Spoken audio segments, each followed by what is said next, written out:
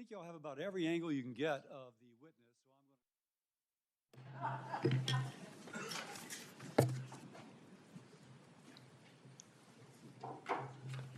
so thank everybody for being here. Bobby, I see your family behind you, and I like your family except for the nephew who's a Florida Gator.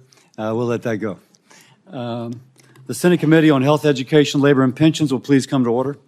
Again, Senator Kennedy, Bobby Kennedy, thank you for appearing before the committee and for your willingness to serve our country as your family has served our country.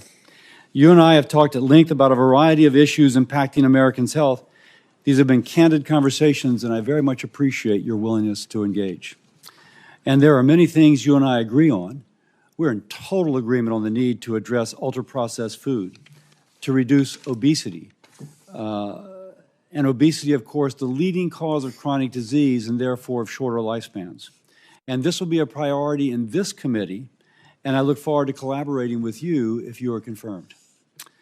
But it's no secret, I have some reservations about your past positions on vaccines and a couple other issues. And so we know a lot about you. I'll tell you a little bit about myself. Before I entered politics or even thought about running for office, I practiced medicine for 30 years, working in public hospitals in California and Louisiana, specializing in liver disease, caring for those who otherwise would not have had a specialist. If you will, dedicating my life to saving lives, that is, being a doctor. Now, there is a moment in my career that really informs me now. In the early 2000s, I was loading a patient onto an air ambulance, an 18-year-old young woman, to go to get a liver transplant from acute liver failure due to hepatitis B. Barely an adult, her entire life ahead of her, all the hopes and dreams she might want, the children, the grandchildren, the future generations, wiped away if she did not get to the LSU hospital in Shreveport for an emergency transplant.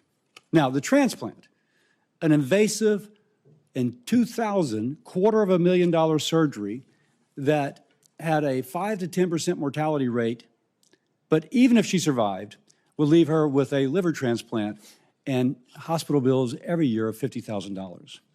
And as she took off, it was the worst day of my medical career, because I thought $50 of vaccines could have prevented this all. And that was an inflection point in my career.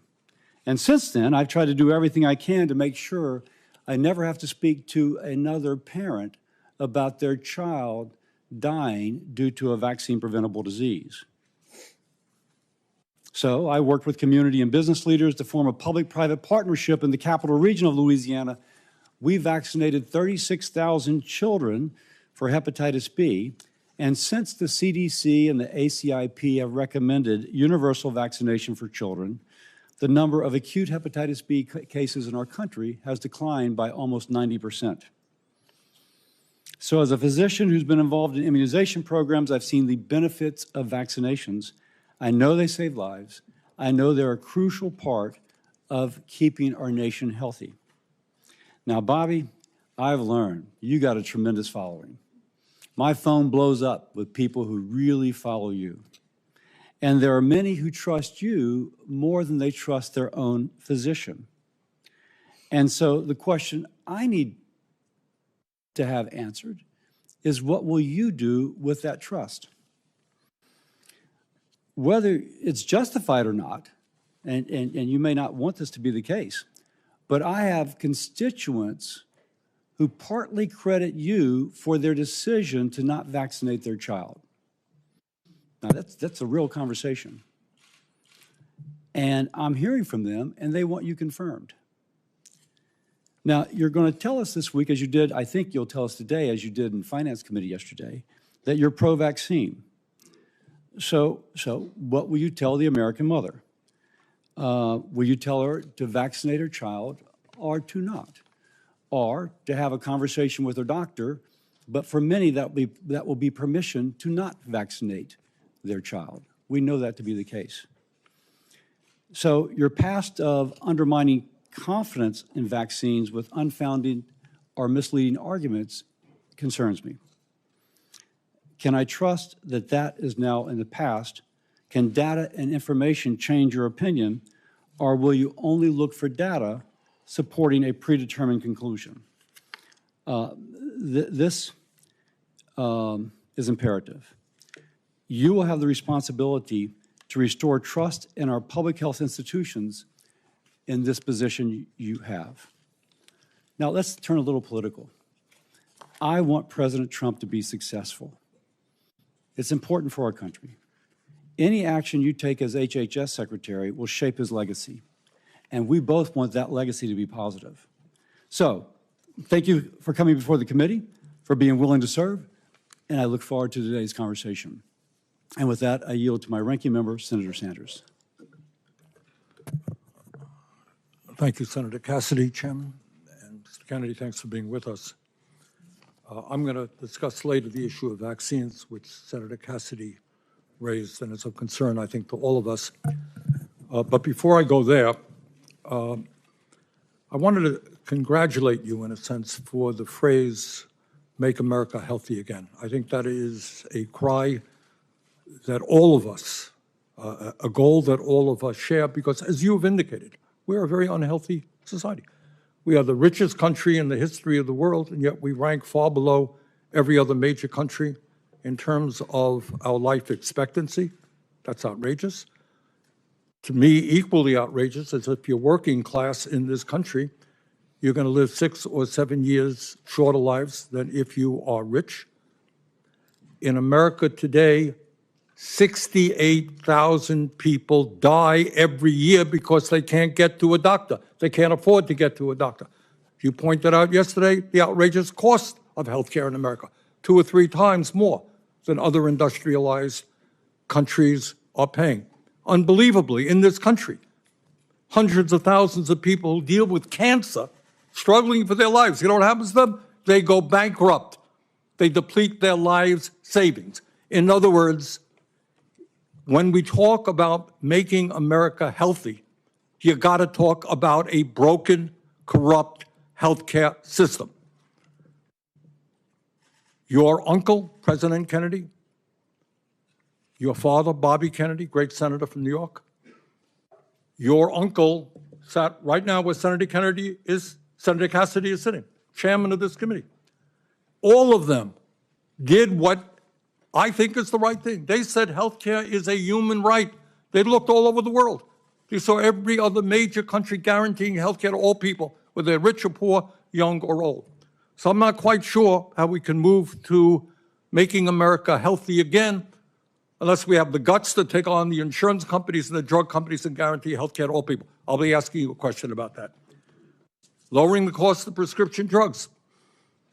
How do you make America healthy again if 1 out of 4 people in this country cannot afford the price of prescription drugs, which is far higher in America than any other country on earth? Under President Biden, we made some progress, and this committee played an active role to follow what we accomplished here. We are the only major country on earth not to guarantee paid family and medical leave. Mr. Kennedy, there are women today who are having babies, then they got to go back to work in a week or 2 because they have no guaranteed paid family and medical leave. How do you have a healthy country when women are forced to go back to work, when women and men get fired because they stay home taking care of their sick kids?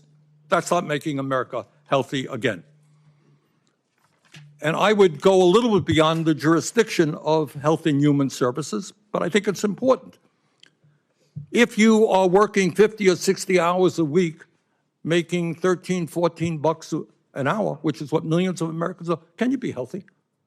Will you join those of us who think that in the United States, wealthiest country on earth, people work 40 hours a week, they should not live in poverty, got to raise the minimum wage to a living wage? And lastly, and we discussed this very briefly, President Trump believes that climate change is a hoax.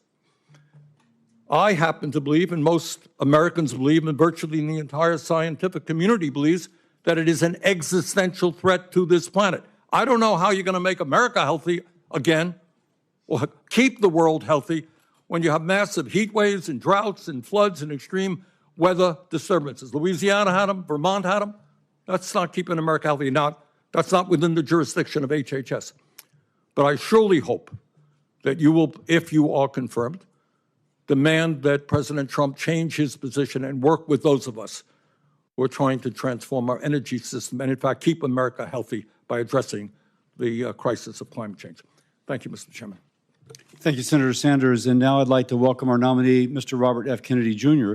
Mr. Kennedy has a long career as an attorney and advocate for various health and environmental concerns. He has championed a range of issues like healthy foods and efforts to fight chronic disease, while calling for greater transparency and accountability in our public health infrastructure. Mr. Kennedy has an important opportunity to reform the department and to restore trust in our federal health agencies.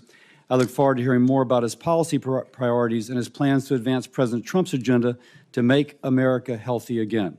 I thank you for joining us today, and I'll now turn over to Mr. Kennedy to introduce himself. Is your microphone on? Is your microphone on?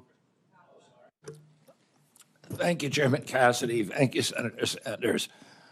Ranking members, Senator Sanders, and other members of this distinguished committee. Cheryl and I were heartbroken last night to learn of the tragic accident that took so many of our fellow Americans, including our service members. We are in an apartment where we were able to see the rescue operations from our window. Senator Marshall, please know that I will continue. There you are. I'll continue to pray for you, as I texted you last night, for those who were lost, who called your state home, as well as Senators Kaine and Brooks. We appreciate the first responders and local officials who are working so hard. May God continue to be with us all who are impacted, and those who continue to help with the recovery. I'm humbled to be sitting here today as President Trump's nominee to oversee the U.S. Department of Health and Human Services. I want to thank President Trump for entrusting me to deliver on his promise to make America healthy again. I'm grateful to have my family here once more with me. I want to introduce my wife, Cheryl, my daughter, Kik, my son, Bobby, my daughter-in-law, Amaryllis, and my nephew, Jackson Hines. I want to thank them, as well as the many members of my large extended family, for the love they have so generously shared. I want to particularly thank you, Mr. Chairman, for the time you've spent with me and the times we've talked in person and by phone. I greatly admire your passion for public health and your commitment to science. And this committee is blessed to have a medical doctor at the helm and two other medical doctors, Dr. Marshall and Dr. Rand, on the committee. I explained yesterday to the Finance Committee that my journey into the issue of health began with my career as an environmental lawyer, working with hunters and fishermen and mothers in the communities and small towns along the Hudson River. I learned that human health and environmental health are intertwined and inseparable. The same chemicals that kill fish also sicken human beings.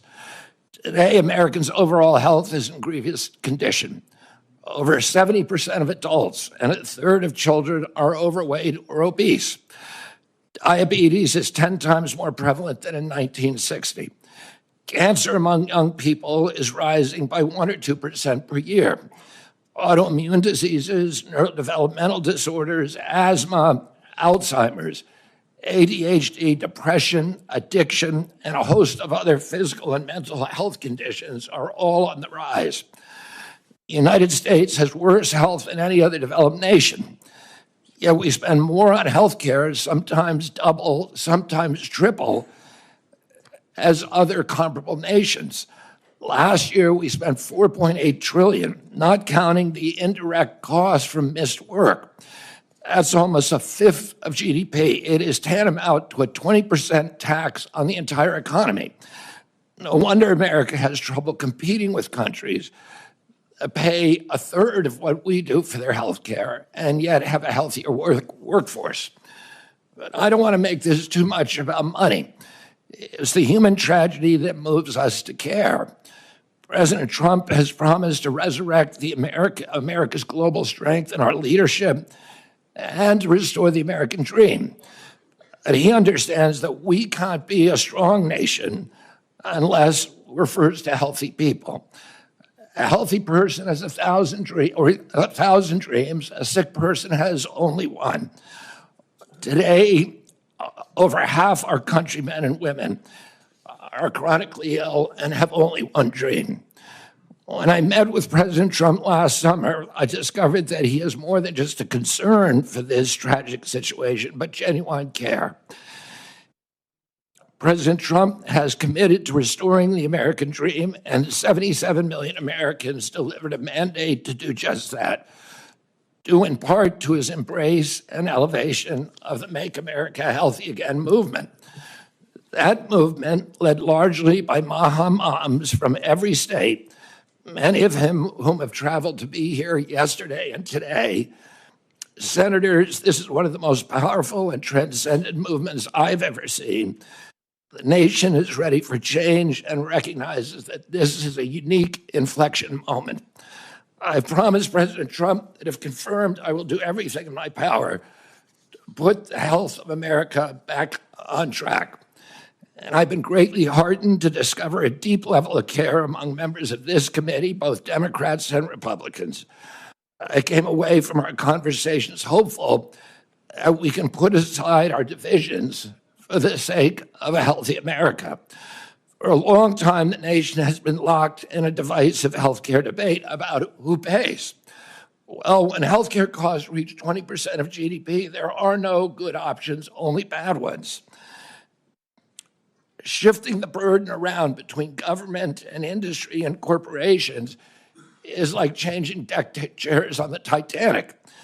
Our country will sink beneath a sea of desperation and debt if we don't change course and ask the fundamental question, why are healthcare costs so high in the first place? The obvious answer to that question is chronic disease. The CDC says over 90% of healthcare spending goes toward managing chronic disease, which hits lower income Americans the hardest. The president's pledge is not to make some Americans healthy again, but to make all Americans healthy again. There is no single culprit for chronic disease. Much as I've criticized certain industries and agencies, President Trump and I know that most of the scientists and experts genuinely care about American health. Therefore, we will bring together all stakeholders in pursuit of this unifying goal. Before I conclude, I want to make sure this committee is clear about a few things. News reports and many in the hearing yesterday have claimed that I'm anti-vaccine and anti-industry. Well, I'm neither. I'm pro-safety. I'm pro-good science. I worked for 40 years to raise awareness about mercury and other toxics in fish, and nobody called me anti-fish. All of my kids are vaccinated. I believe vaccines have saved millions of lives and play a critical role in healthcare. Nor am I the enemy of food producers. American farms are the bedrock of our culture and our national security. I was a 4-H kid, and I spent my summers on ranches. I want to work with our farmers and food producers to remove burdensome regulations and unleash American ingenuity. MAHA simply cannot succeed if we do not have the partnership of America's farmers.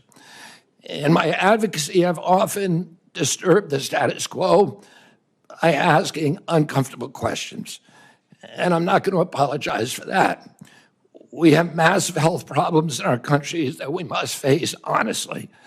And the first thing I've done every morning for the past 20 years is to pray to God that he would put me in a position where I can end the chronic disease epidemic and protect our children. That's why I'm so grateful to President Trump for the opportunity to sit here before you today and seek your support and your partnership in this endeavor. I'll conclude with a promise to you, Mr. Chairman, the members of this committee, to the President, and most of all to the tens of millions of parents across America, especially the moms, who have propelled this issue to center stage. Should I be so privileged as to be confirmed, we will make sure our tax dollars support healthy foods. We will scrutinize the chemical additives to our food supply. We'll remove the financial conflicts of interest from the agencies. We'll create an honest, unbiased, science-driven HHS accountable to the President, to the Congress, and to the American people. We will reverse the chronic disease epidemic and put the nation back on the road to good health. Thank you. Thank you, Mr. Kennedy. I'll start. And for everyone's information, yesterday, finance went long. This is not the Star Chamber. This is where I think most people can get their questions out in 5 minutes. And so I'll let it go a little bit over 5, but out of deference to our witness who's already testified for 3 hours, I'll be a little tight.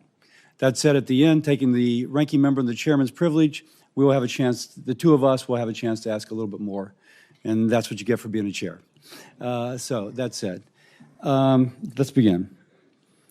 Bobby, if I may, because you said I could, you had once described yourself as pro-vaccine to me. Now, the context of what I'm about to ask is that there's multiple studies establishing the safety of measles and hepatitis B vaccine, and specifically that they are not a cause of autism.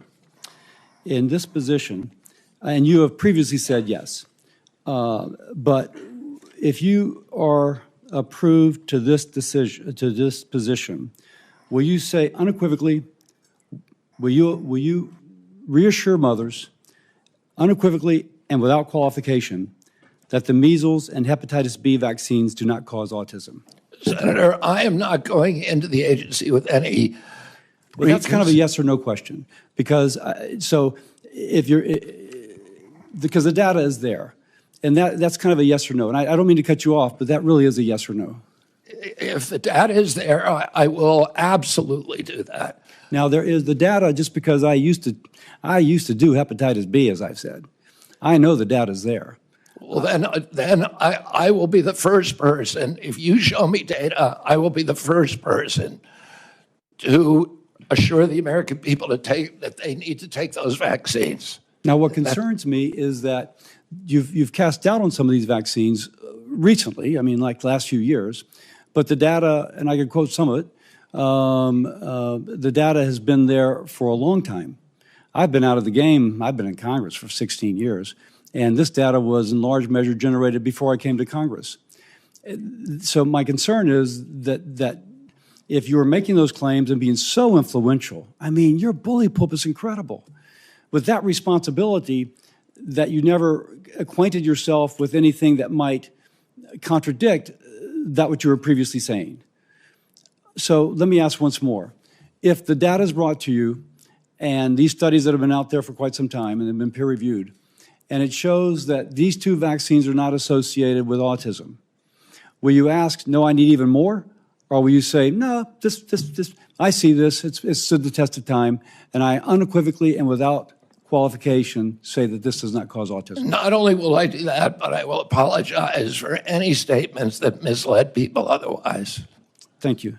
Next. And I just want to pledge to you that I will never stick on a point if somebody shows me data that says I'm wrong. I know that's an interpretation people have, but it's absolutely wrong. I am science-driven and evidence-driven. I think the concern is how persuadable people are. But let me go on because I have limited time. I'm going to hold myself to the same 5 minutes. Yesterday, Senator Bennett in Finance asked you if you had once previously made statements that Lyme disease was created as a military bioweapon, and you said you may have said that once. Do you still believe that Lyme disease was created as a military bioweapon? I've never believed that, Senator. What I said is that that we should always follow the evidence. There were 3 books suggesting that. I have not read them through. What I've said is we should always follow evidence, no matter what it says. So I never have said that definitively Lyme disease was created in a biolab. Okay. Next, again, this will be kind of a yes or no. Do you commit that you will revise any CDC recommendations only based on peer review, consensus-based, widely accepted science. In other words, not personal beliefs or the beliefs of any single person that you or your department may identify. Absolutely, Senator. I am not going to go into HHS and impose my preordained opinions on anybody at HHS. I'm going to empower the scientists at HHS to do their job and make sure that we have good science that's evidence-based, that's replicatable, where the raw data is I'm almost published. out of time, so let me get to another question. All right. Do you promise that FDA will not deprioritize or delay review and/or approval of new vaccines, and that vaccine review standards will not change from historical norms? Well, we will have the best vaccine standards with safety studies, and I will not, if the That's a panels little bit of a recommend- different answer than the question I asked, because what is the best could be in the eyes of the beholder. So let me read again.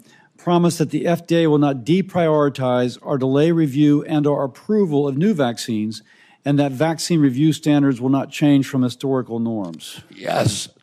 Great. With that, I will set a good example, and I yield my time to my ranking member. Thank you, Chairman Cassidy. And I'm going to do what I very rarely do, is actually follow up on a question from Senator Cassidy. There have been, as I understand it, dozens of studies done all over the world that make it very clear that vaccines do not cause autism. Now, you just said, if I heard correctly, well, if the evidence is there. The evidence is there. That's it. Vaccines do not cause autism. Do you agree with that? As I said, I'm not going to go into HHS with any preordained. I asked you a simple question, Bobby. The studies all over the world say it does not. What do you think? Senator, if you show me those studies, I will absolutely, as I promised to Chairman Cassidy, I will apologize. That is a very troubling response, because the studies are there. Your job was to have looked at those studies as an applicant for this job. All right. Let me ask you another question about this one about COVID. Scientists with the Yale School of Public Health and University of Maryland have estimated that the COVID vaccine saved 3 million lives and prevented 18 million hospitalizations. President Trump, someone who I do not often agree with, has said that the COVID vaccine was, quote, one of the greatest miracles of the ages. That's Donald Trump. But Bobby, you had a very different perspective. At a time when thousands of Americans were dying from COVID every week, in May of 2021, you petitioned the Food and Drug Administration to revoke the emergency use of COVID vaccines.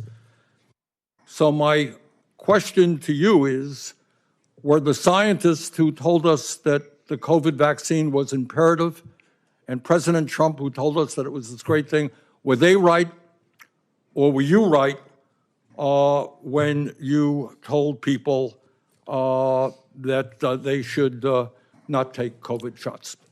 Senator, I filed that lawsuit after CDC recommended the vaccine for 6-year-old children without any evidence that it would benefit them and without testing on 6-year-old children. And that was my reason for filing that lawsuit. Was the COVID vaccine, successful in saving millions of lives? I don't know. We don't have a good surveillance system, unfortunately. We don't know? I don't think anybody can say that. If you show me science that says that. You know, Bobby, you say if I show you, you're applying for the job. I mean, clearly, you should know this. And that is, the scientific community has established that COVID vaccines save millions of lives, and you're casting doubt. That is really problematic. All right, let me ask you another question on another subject. My Republican colleagues and President Trump are moving toward making massive cuts into Medicaid in order to provide tax breaks for the wealthiest people in this country. As I'm sure you know, Medicaid provides health insurance to tens of millions of children, provides the funding for 2 out of every 3 seniors in nursing homes. It provides 43% of the revenue for community health centers, something I feel very strongly about. and it is so important for millions of people. If confirmed, in terms of making America healthy again, will you stand up to the White House and say, no, we cannot throw millions of children off of health care, millions of elderly people out of nursing homes. We cannot cut Medicaid to give tax breaks to billionaires. President Trump has made no indication to me that he intends to throw millions of people out of nursing home or deprive people of their health care, Senator. We have a health care system that's broken. It's not working. You've been working on it your entire career.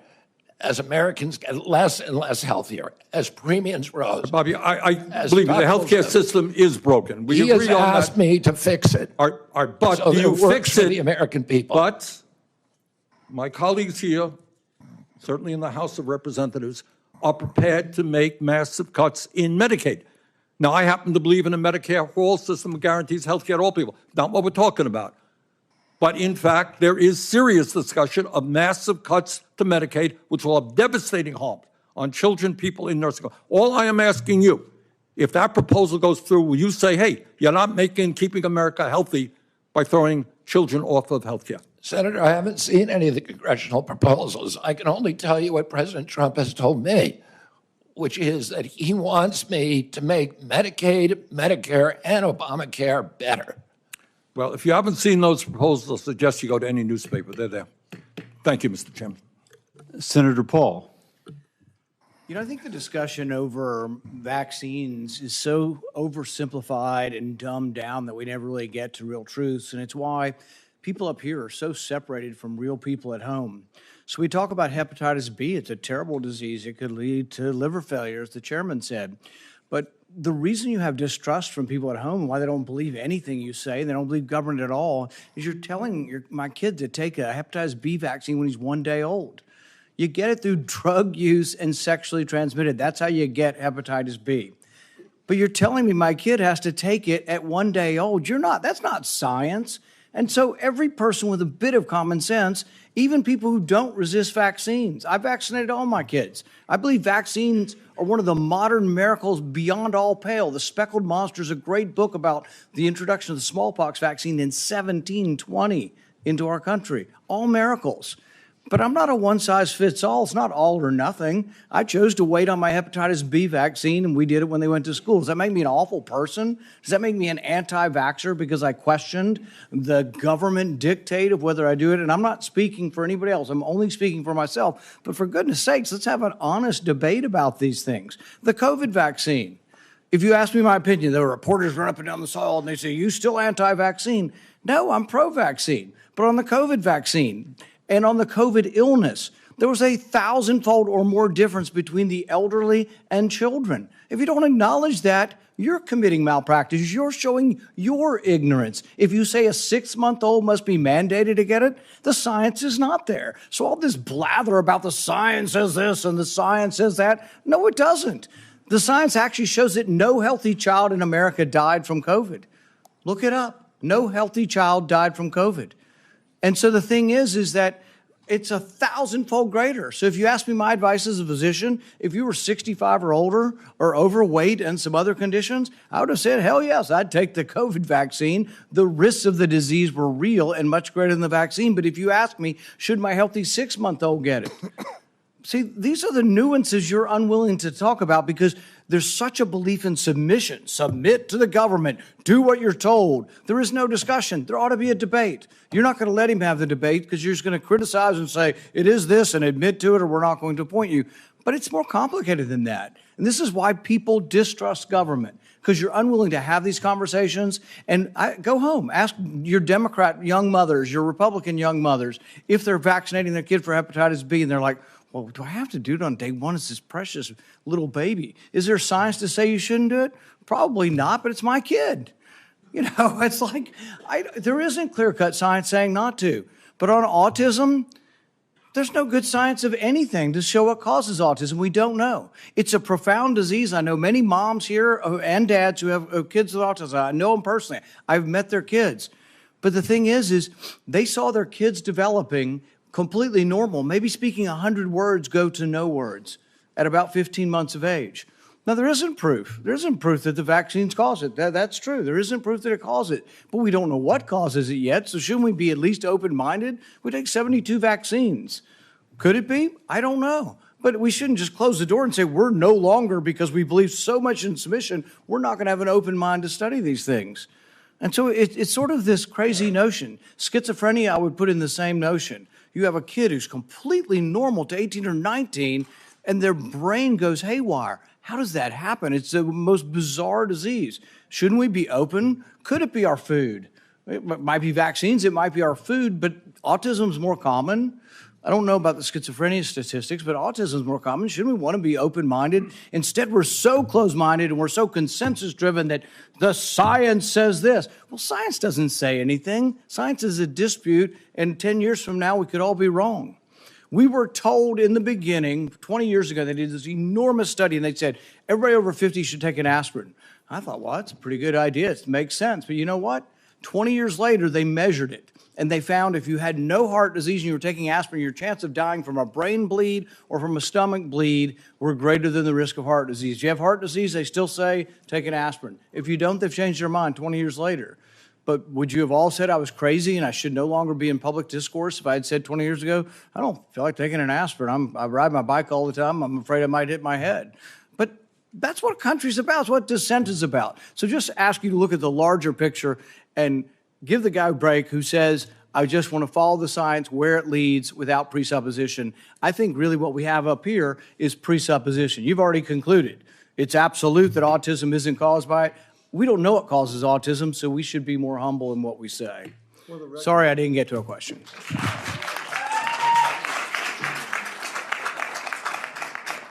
For the record, if a child is born to a hepatitis B mother, that child may have a 95% chance of becoming a chronic carrier.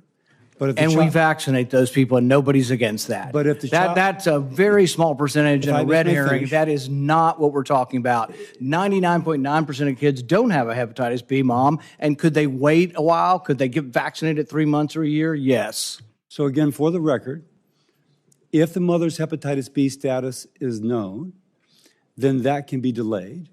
The problem is oftentimes, or at least a significant percentage of the time, the mother's status is not known. If she's hepatitis B positive, a vaccine on day one of life prevents chronic hepatitis B 95% of the time. So it really depends upon the knowledge of the mother's hepatitis B status.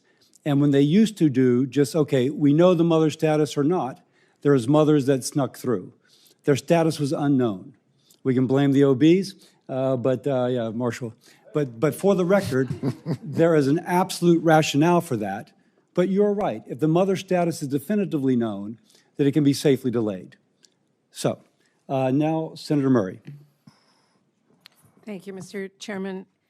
HHS has really broad and critical responsibilities to protect and preserve healthcare and social services, from women's health to childcare to biomedical research. That's just a few.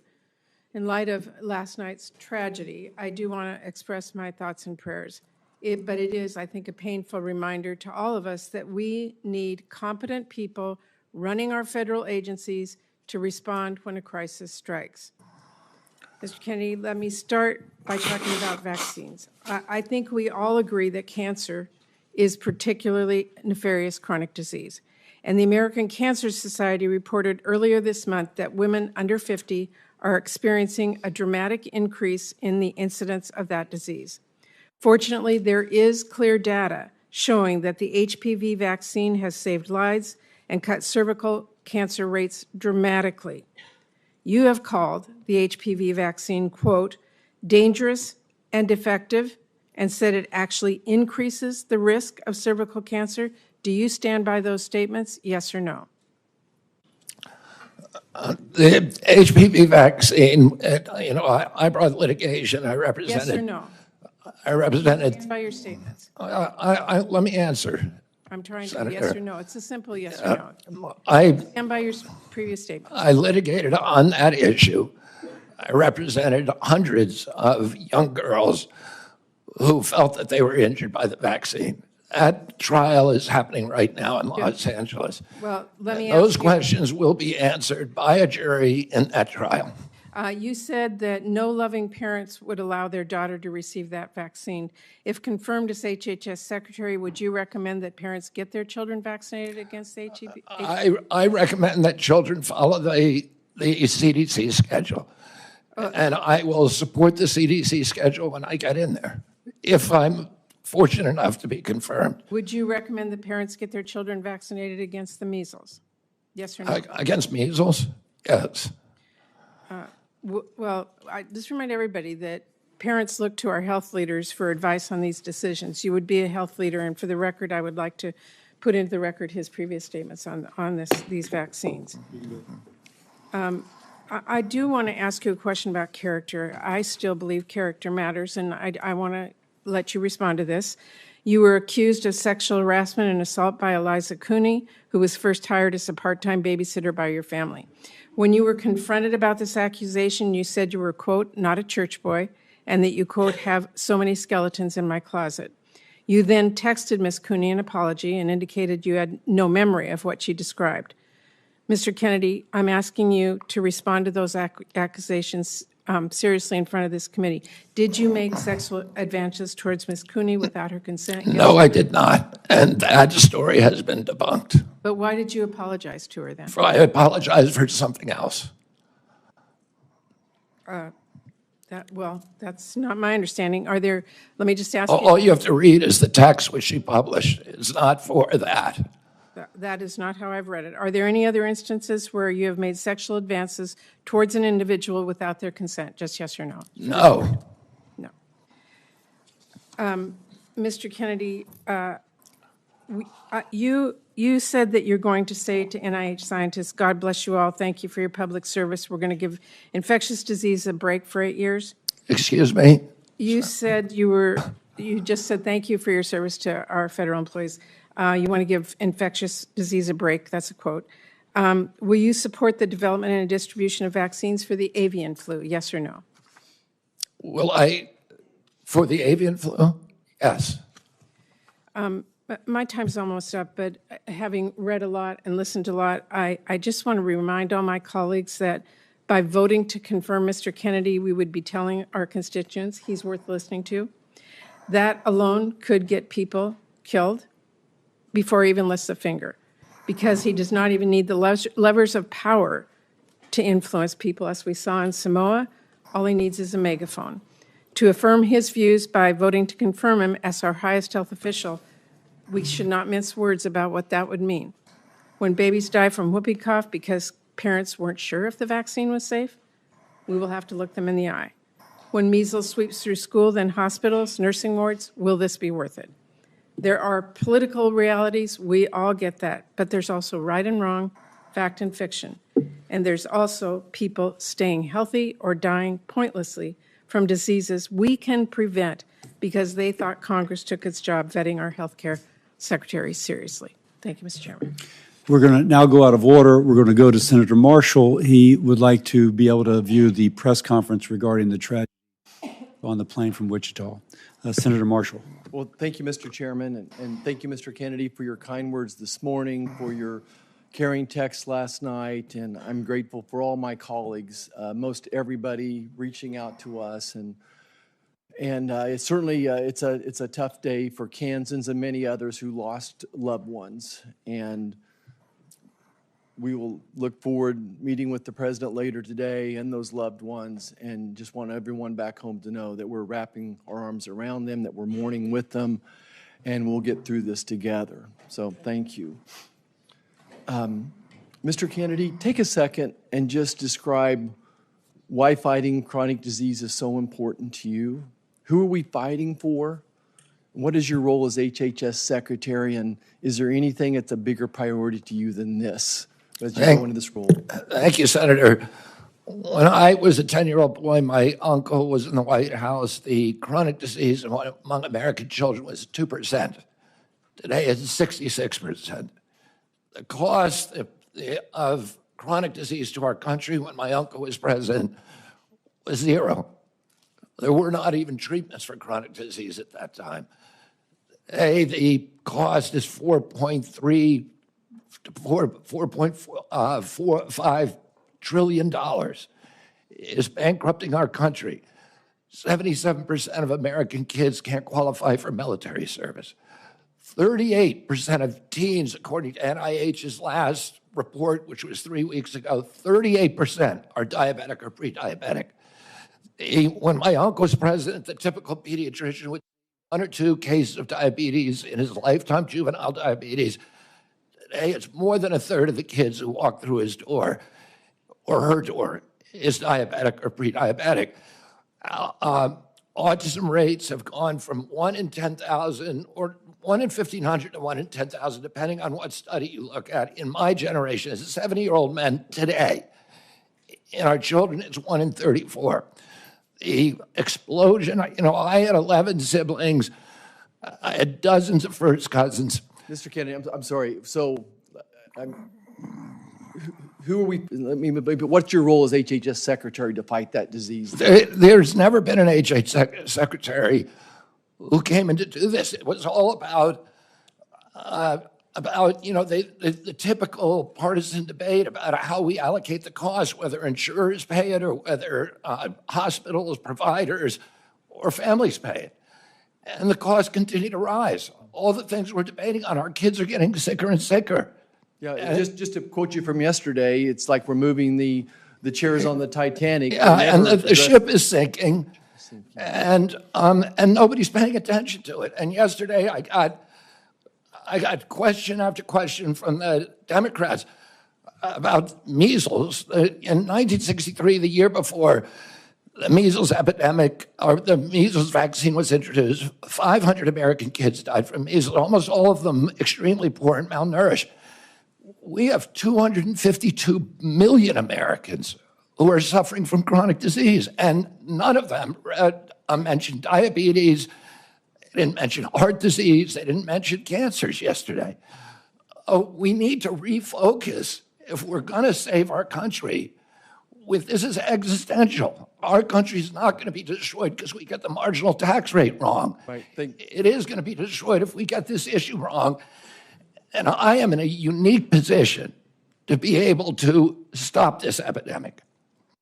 Mr. Kennedy, I want to just contribute as one of the 3 physicians on here, and even as I listen to my friends across the aisle, my conclusion is that we have to guard the physician-patient relationship and give those parents of these kids the information. All 3 of us are going to disagree on exactly who should and shouldn't get a particular vaccine. We all recognize the incredible successes of different vaccines as well, but we have to give the American public the best information, non-biased information, and I'd love to get you to respond to that, but I have an important question for folks back home. And this will be my last question. I've never seen a person whose words, written and spoken, have been so misattributed, exaggerated, sensationalized, and taken out of context. Will you just speak to my farmers and ranchers back home and tell me about your, where do they fit in this role of MAHA and how we're going to work with them and just your compassion towards these farmers and ranchers? Yeah, MAHA will not succeed without the cooperation and partnership of agricultural producers, of farmers and ranchers across this country. I was a 4-H kid. I grew up working on ranches. And I've worked for years representing farmers in various forms of litigation. Thomas Jefferson said that American democracy is rooted in tens of thousands of independent freeholds owned by farmers. We are losing farmers today, and we can't afford to lose a single farmer. And on my watch, I do not want to lose a single farmer. We have to offer farmers an off-ramp from chemically intensive agriculture, which they don't want to do, which even the chemical industry is ready to change, so that they can grow crops that they can sell in Europe. They can grow crops. Senator Hawley told me during our meeting that 4 out of his 5 of his brother-in-laws have Parkinson's. There's illness all over the farm community, and it's undoubtedly related to the intensity of chemical pesticides. Mr. Kennedy. We need to reduce that, but I'm not going to do anything coerce the farmer. President Trump was the best president in modern American history for the American farmer. The first one to see farm prices go up. He has instructed me to take care of the farmers and make sure they're full partners. Thank you. Senator Baldwin. Thank you, Mr. Chairman. Mr. Kennedy, I've been listening to the back and forth and questions, and when people have tried to pin you down, you have said, Can you speak up, Senator Baldwin? yes, I've been listening to the back and forth, the questions, and when people tried to pin you down on a point, you said, show me the data or bring me the studies. And I want to suggest that that data is out there, and those studies are out there. And if you're going to review all the studies and the data, you're going to be doing that, if confirmed, for your first year of being secretary. When we talked, we were talking a bit about vaccines at the end of our meeting, and you said really to me that there's no post-approval safety monitoring. And that led me to believe that you're not aware of the significant and ongoing safety monitoring that occurs after years of rigorous studies showing vaccines to be safe and effective. And so I want to give you the opportunity to set the record straight here. Are you aware of the measures in place throughout Health and Human Services to ensure vaccine safety after approval? Yes or no? I'm aware of the VAERS system, which CDC admits it captures fewer than 1% of vaccine injuries. So you are aware of the I'm also CDC aware- monitoring? Are you aware of the FDA post-approval monitoring? I'm aware of only two systems. Are you aware of the vaccine safety data link? Oh, yeah, I'm very aware of that. Are you aware of the vaccine adverse event reporting system? I'm aware of the vaccine safety data link that CDC keeps under a lockbox and will not let independent scientists Are you look at it. aware of the clinical immunization safety assessment project? As I said, Are we you need- aware of vSafe? I'm aware that they're broken, and I can explain to you how each one of those is broken if you're interested. What I want to do is make sure we have gold standard science. We get the conflicts off the panels so that people, there's Congress. What I listed right now are just some of the guardrails that are in place to ensure that life-saving vaccines are safe and effective. And this is after numerous clinical trials, rigorous studies, and review by an independent panel of experts that show vaccines are safe and effective, which is available to all the public. If you want to take a second look at the science, like you have said, well, it's here, it's available, and it's conclusive. And saying anything else is undermining vaccines. To a different And by the way, repeating what Congress found in the issue. 2003 investigation. Kennedy, I want to move to what I hope it will be pretty simple stuff. In general, for a drug to be considered safe, would you say that 97, 98% of people taking that drug and having no complications is generally safe? It would completely depend on what the drug is. If it's a drug given to a healthy population, that would not be an Again, this acceptable. is as high a level as it gets. Would you say that when 99 out of 100 people experience minimal or no complications, that that drug is safe? It depends what the risk is from the disease. It depends what the benefit from the drug is. If you're dying of cancer, you will take a drug with that kind of risk profile. And if we were to If you're a talk healthy about individual with zero, peer-reviewed, if you're a healthy individual with zero I'm talking risk, about mifepristone, but if we were to talk about peer-reviewed, replicable studies of a medication, would you say that you needed 10 trusted studies to get the same conclusion? it depends what the 20 trusted studies? It depends what the What's your number? it completely depends on the kind of study you're talking about, randomized studies or observational studies. Is it safe to assume that 100 studies that are replicable and peer-reviewed is enough?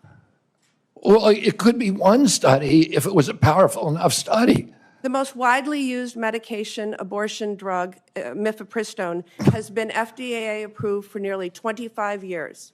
More than 100 studies have confirmed that 99% of patients who took the abortion pill had no complications. So with all of that, I can only conclude that you would commit to keep this science-backed and proven medication on the market and accessible for women. Is that correct? I'm going to, with mifepristone, President Trump has not chosen a policy, and I will implement his policy. So regardless of the studies, regardless of the data, regardless of the science? You've been talking about, show me the data, show me the studies. Well, if you, You would have that policy Senator, regardless of what the science says. Senator, the devil is in the details. If you're telling me 99% of women did okay, but 1% died, I would say that is not a beneficial That is not risk what profile. the studies show. I know, but you're not showing me. I need those details from the study before I can't buy a pig in a poke. Show me what the study says. So let's move on. Next, it would be Senator Mullen. Thank you, Mr. Kennedy, for being here. You know, we have fortunately been able to form quite a friendship over the last year, and I appreciate it. Appreciate the in-depth conversations we've had. And I just want to point out, I don't understand why my colleagues all of a sudden say we can't question science.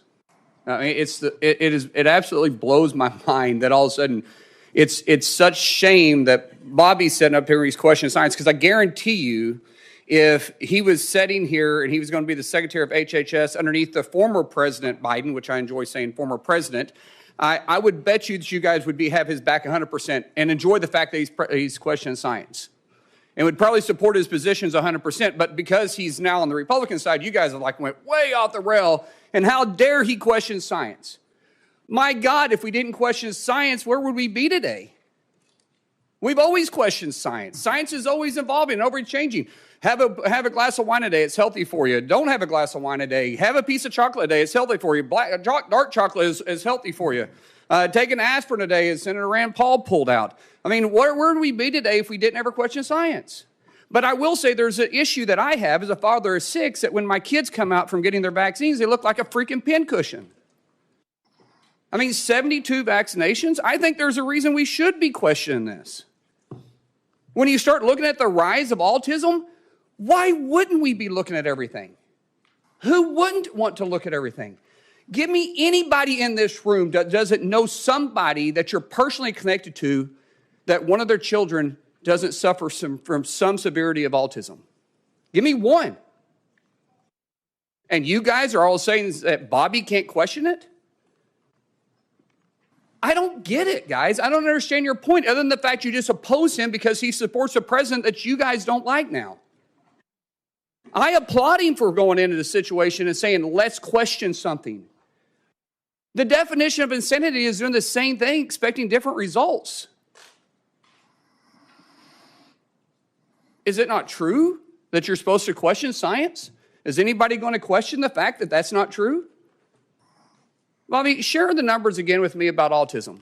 Where they at when you as a child to where they're at today as my kids are children? There weren't a lot of studies when I was a kid, but the best studies, and really the only studies out there are 2 studies. One shows a rate of about 1 in 10,000, another about 1 in 1,500. And you know, there are other estimates in between. Today, it is 1 in every 36 kids, according to CDC. I want to say one other thing, relevant to the point you just made. In 1963, my uncle awarded John F. Kennedy the highest civilian honor, to Francis Kelsey. Francis Kelsey was a young scientist at NIH who came in and objected to the panel having approved thalidomide for American children. All the scientists of that day, they were doing it in Europe, all the scientists of that day and the scientific panels that work for the agency approved green-lighted thalidomide.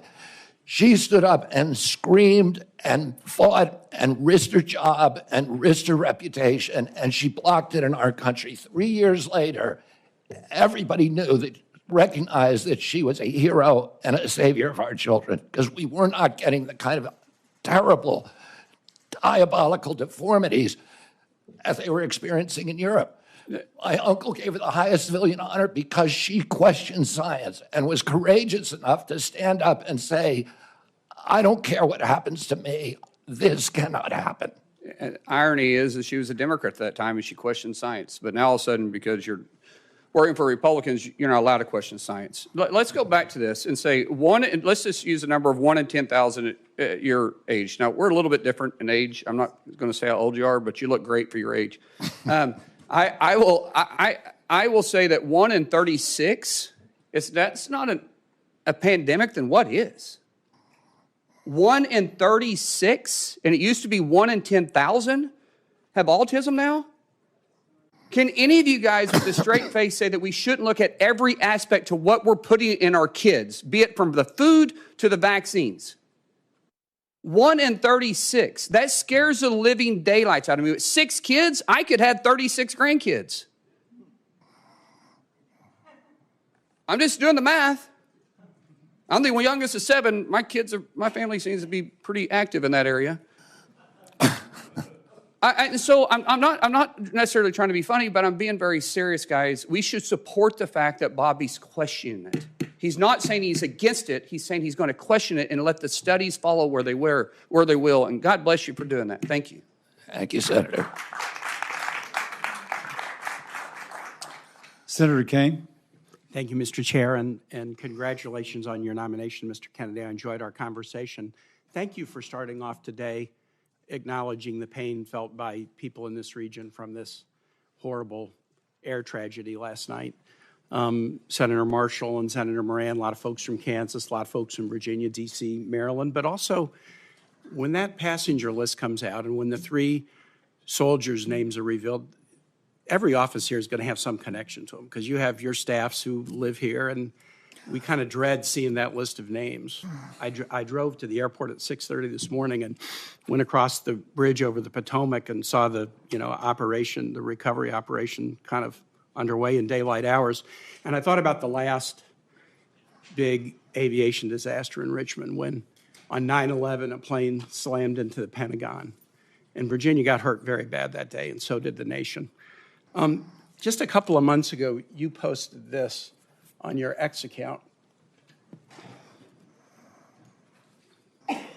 On 9/11, it's hard to tell what is conspiracy theory and what isn't. I'd like to introduce that for the record, Mr. Chair. We take that kind of stuff pretty personally. Virginians know what happened on 9/11.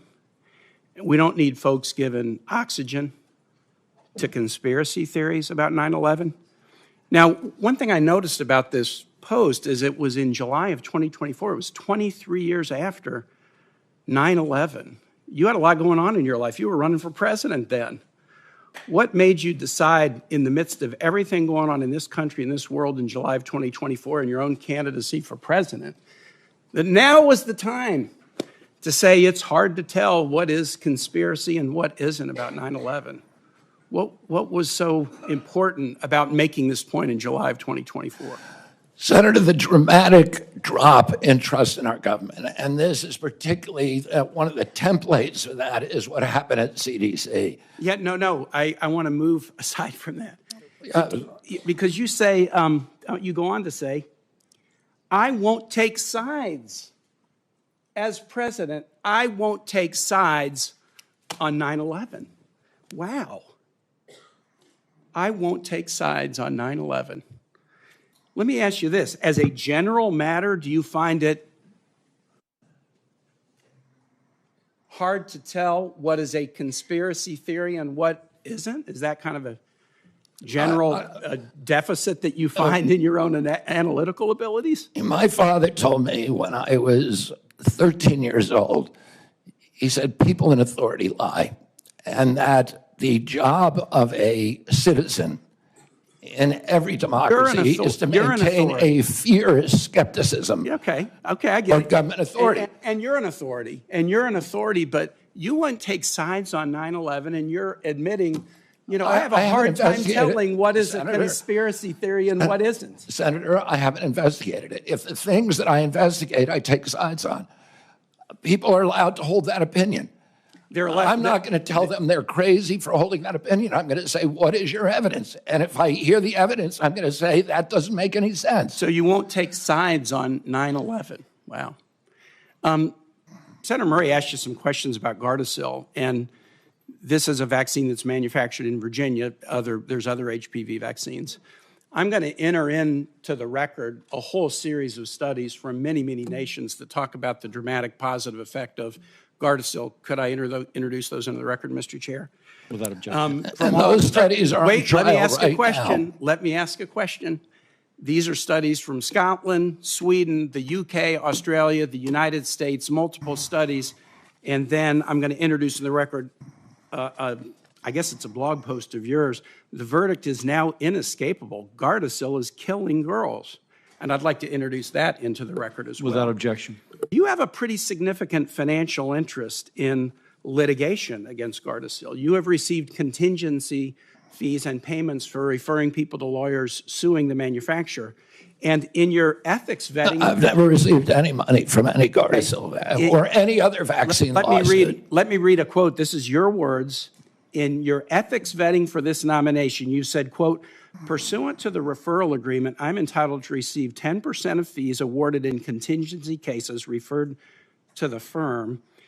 How can folks who need to have confidence in federal vaccine programs trust you to be independent and science-based when you stand to gain significant funding if lawsuits against vaccine manufacturers are successful?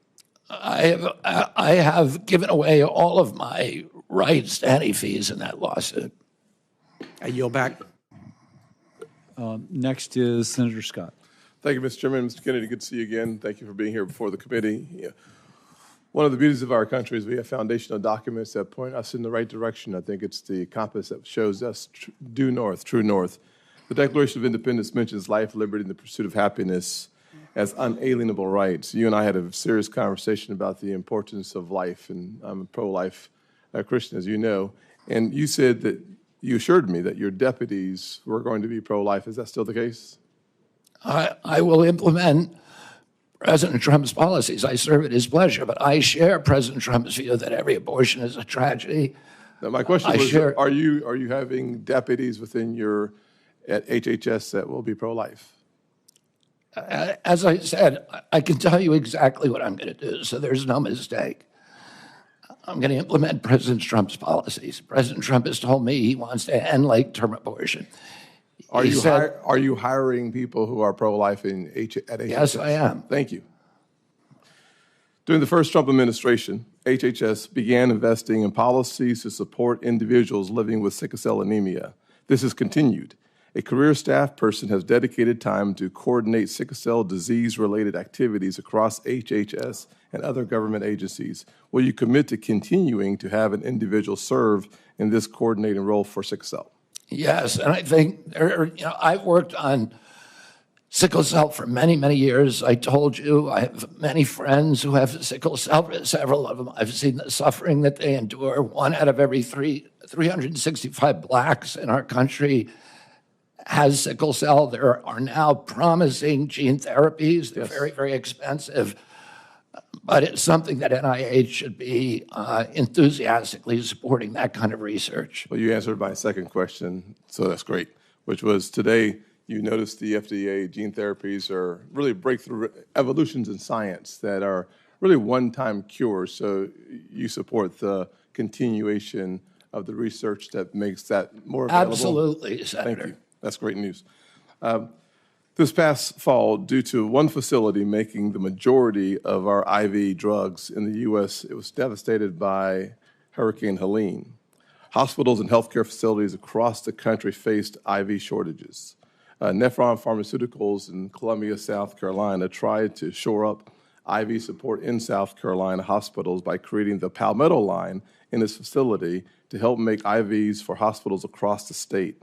We must do more proactively to address the shortages and the shortage risks, as well as to provide and promote the production of medical products here in the U.S. If confirmed, how will you prioritize efforts to prevent and reduce drug shortages, including for essential medicines?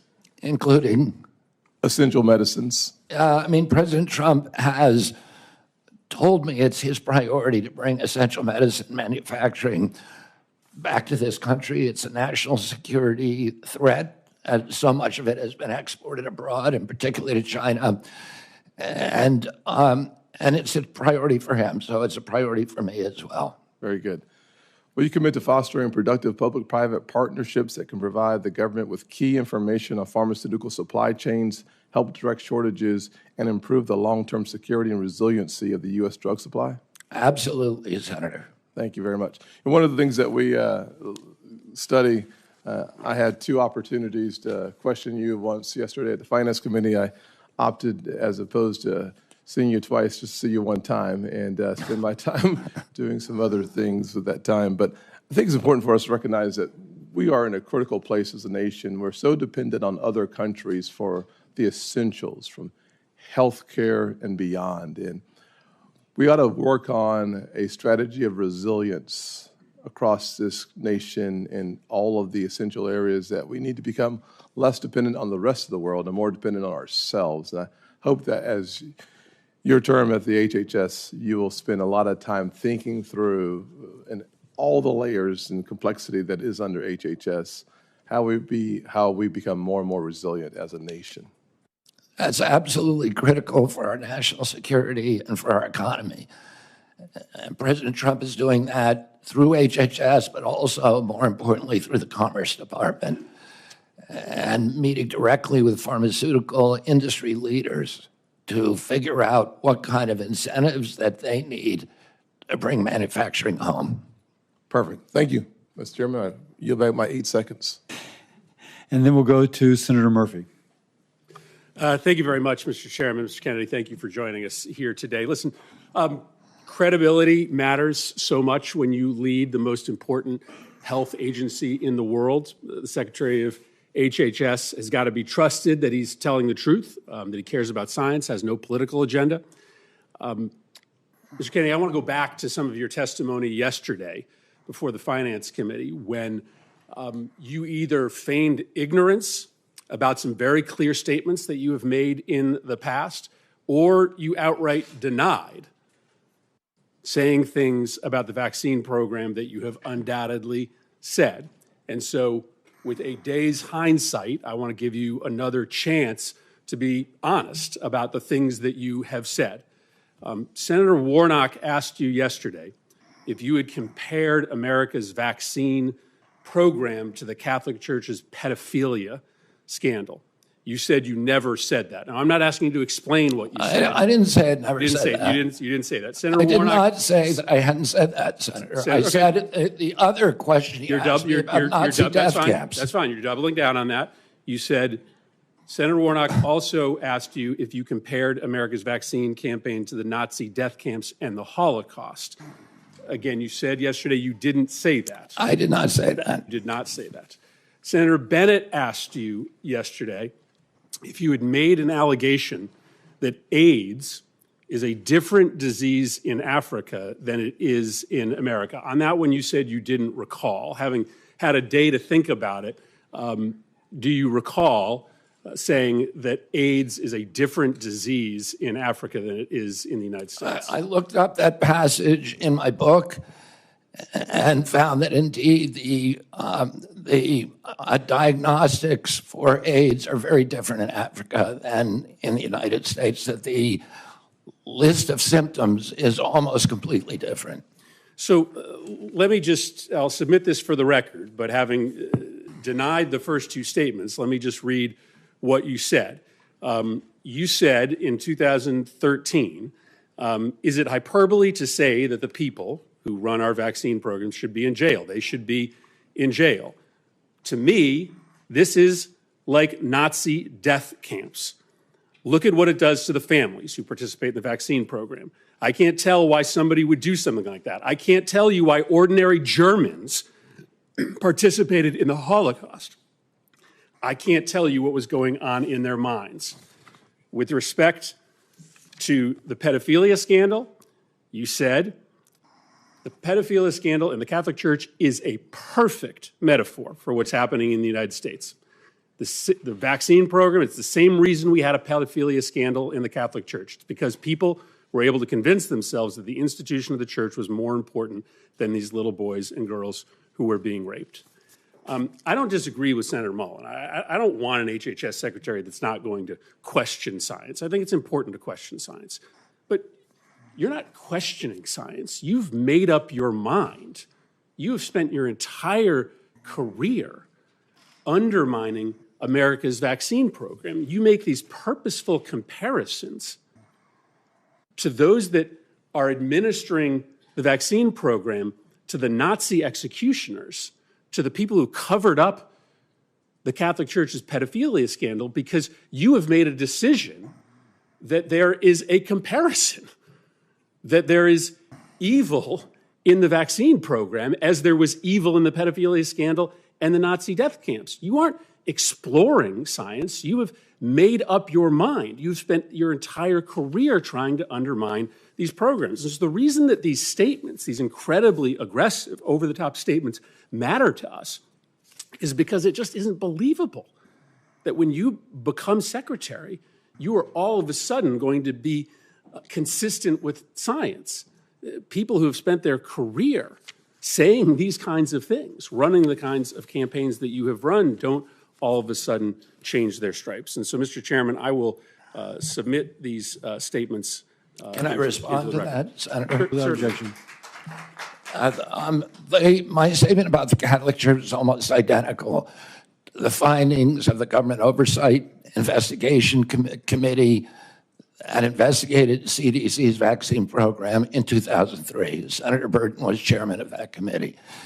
And he said that that certain individuals in that program had written off a generation of kids because of, quote, misplaced institutional loyalty to the CDC and because of entanglements with the drug company. Let me finish. Let me finish what I'm saying. You made some grave accusations. Pedophilia to the administration of vaccines? No, it wasn't pedophilia. It was a perfect metaphor. Well, if you have 1 in 36 kids who has neurological injuries, and if that is, linked, that's something that we should study. Is it a perfect metaphor? It's not a perfect metaphor, but there's no metaphor that's perfect. But I am pro-vaccine. I am going to support the vaccine program. I want kids to be healthy. And I'm coming in here to get rid of the conflicts of interest within the agency, to make sure that we have gold standard evidence-based science. And if you show me where I'm wrong on this, show me a single statement I've made about science that is erroneous. Thank you. Senator Hawley. Thank you very much, Mr. Chairman. Mr. Kennedy, welcome. I enjoyed our conversation last month in our office. And thank you for remembering, as you did again today, my uncles who we talked about, Morris and Lauren and Jean, who all have recently passed away from Parkinson's, grew up in a farm family. That was kind of you to remember them. So thank you for that. Let me start by asking you a question about children and the safety of children. President Biden's administration, his HHS, issued a rule, so it's binding, requiring that every doctor in America, including pediatricians who receive any kind of federal funding, so that's anybody who takes ACA funding, anybody who takes CHIP funding, this is almost every health provider in America, requiring them to conduct gender transition and gender so-called affirming procedures. So that means hormones, that means puberty blockers, that means surgeries in some cases. They imposed that rule on doctors across the country. This has been litigated, and it has been actually stopped by a couple of courts who found that it was way outside of HHS's jurisdiction. My question to you is, will you rescind this rule that imposes this radical policy, and talk about being anti-science, this radical policy on just about every pediatrician in the United States of America? Yes, I will. And by the way, that rule is anti-science. The most thorough meta review on gender affirming care has come out in the Cass report, which reports really catastrophic impacts on children. And that is science. It's a meta review of all the existing scientific studies. But even more just from a common sense, if you're a patient, do you really want somebody performing surgery on you who is morally opposed to that surgery? It doesn't make any sense. We need to embrace diversity in this country. There are people who believe that's important. I respect them. We should hear them out. We should debate. We should have a congenial conversation. There are also people who believe that it is an atrocity, and they need to be listened to too. And we need to embrace diversity and make room for diversity in this country. and not force people to do things that are against their conscience. And let me just point out that on this rule, what's particularly pernicious about it is we're talking about gender transition surgeries, gender transition care on minor children. This rule purported to preempt all state law. So in states like mine and many others, where the voters have said, we don't want gender transition procedures performed on minors, the Biden administration attempted to use federal money and force pediatricians to do it anyway. So I'm glad to hear you say you'll rescind that rule. I think it's terrific for the safety of children. And Senator, I would add that we don't let children drink. We don't let them drive an automobile because they have bad judgment. They are flooded with hormones. Their brains are still in formation. Their sexuality is still in formation. To allow them to make judgments about that are going to have life-changing, forever implications for the rest of their life at that age is unconscionable, particularly in light of the Cass report. I'm glad to hear you say that. Let me ask you a question about NIH research, if I may. I know this is something that you care a lot about. Under the first Trump presidency... And I do want to add that people who have gender differences should be respected. They should be loved. But loving them does not sometimes love means saying no to people. Let me, on NIH, under the first Trump presidency, HHS stopped new NIH research that involved human fetal tissue from elective abortions. Now, you were asked about this sort of tangentially yesterday by Senator Cantwell, and I want to get your quote right. You said to her correctly, you said stem cell research today can be done on umbilical cords and you don't need any fetal tissue, which is correct. My question to you is, will you reinstate President Trump's policy that ensures that no federal research and no federal tax dollars is conducted on fetal tissue taken from elective abortions? Yes. Fantastic. Let me ask you just about Title X. You were asked about this yesterday, too, and I think I understand your answer. I just want to be sure I've got it crystal clear. Title X, which prohibits the funding of the use of federal taxpayer funding for abortions or to flow to entities like Planned Parenthood that perform abortions or refer people to abortions. You were asked yesterday if you would support President Trump's rule that says no Title X funding for those who perform abortions or refer people to abortions. I think your answer was yes, you would reinstate that rule. I just want to be sure I'm right about that. Yes. Fantastic. Last point that I have for you. On mifepristone, the chemical abortion drug, you said yesterday that you would study its safety. I think that's good. I want to make an additional point here just about how the Biden administration changed the rules on mifepristone that I hope that you'll take into consideration, because you pointed out, I'm almost done, Mr. Chairman, you pointed out that we need to honor the wishes of voters and states and their right to set life policy. I just point out that the Biden administration's rule on mifepristone, which they did after the Dobbs decision, means that in any state, including ones like mine, where voters or state legislators say we don't want abortion performed after a certain point, if the Biden administration rule on chemical abortion stands and you can mail in these abortion drugs without a doctor visit or referral, that means no state ban, no state decision, no voter decision is going to matter. We're going to have a one-size-fits-all policy set here in Washington. I hope you'll take that into consideration. I will implement President Trump's policies. Senator Hassan. Well, thank you, Mr. Chairman and Ranking Member Sanders. Good morning, Mr. Kennedy. Look, I want to just take a moment because, like a few of us on this dais, I sit on finance as well as help.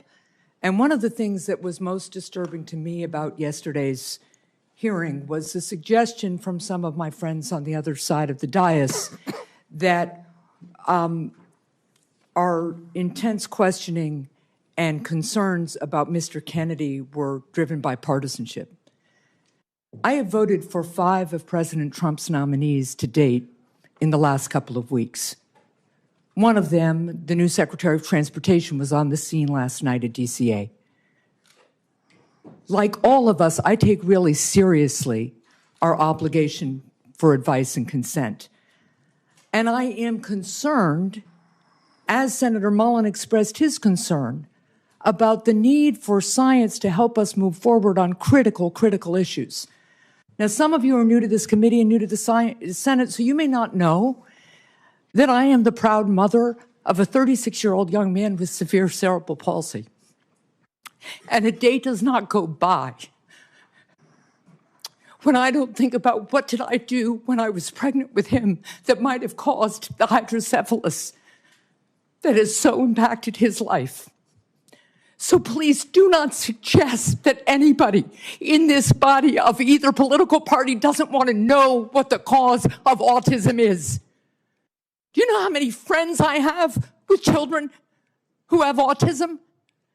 The problem with this witness's response on the autism cause and the relationship to vaccines is because he's relitigating and churning settled science so we can't go forward and find out what the cause of autism is and treat these kids and help these families. Mr. Kennedy, that first autism study rocked my world. And like every mother, I worried about whether, in fact, the vaccine had done something to my son. And you know what?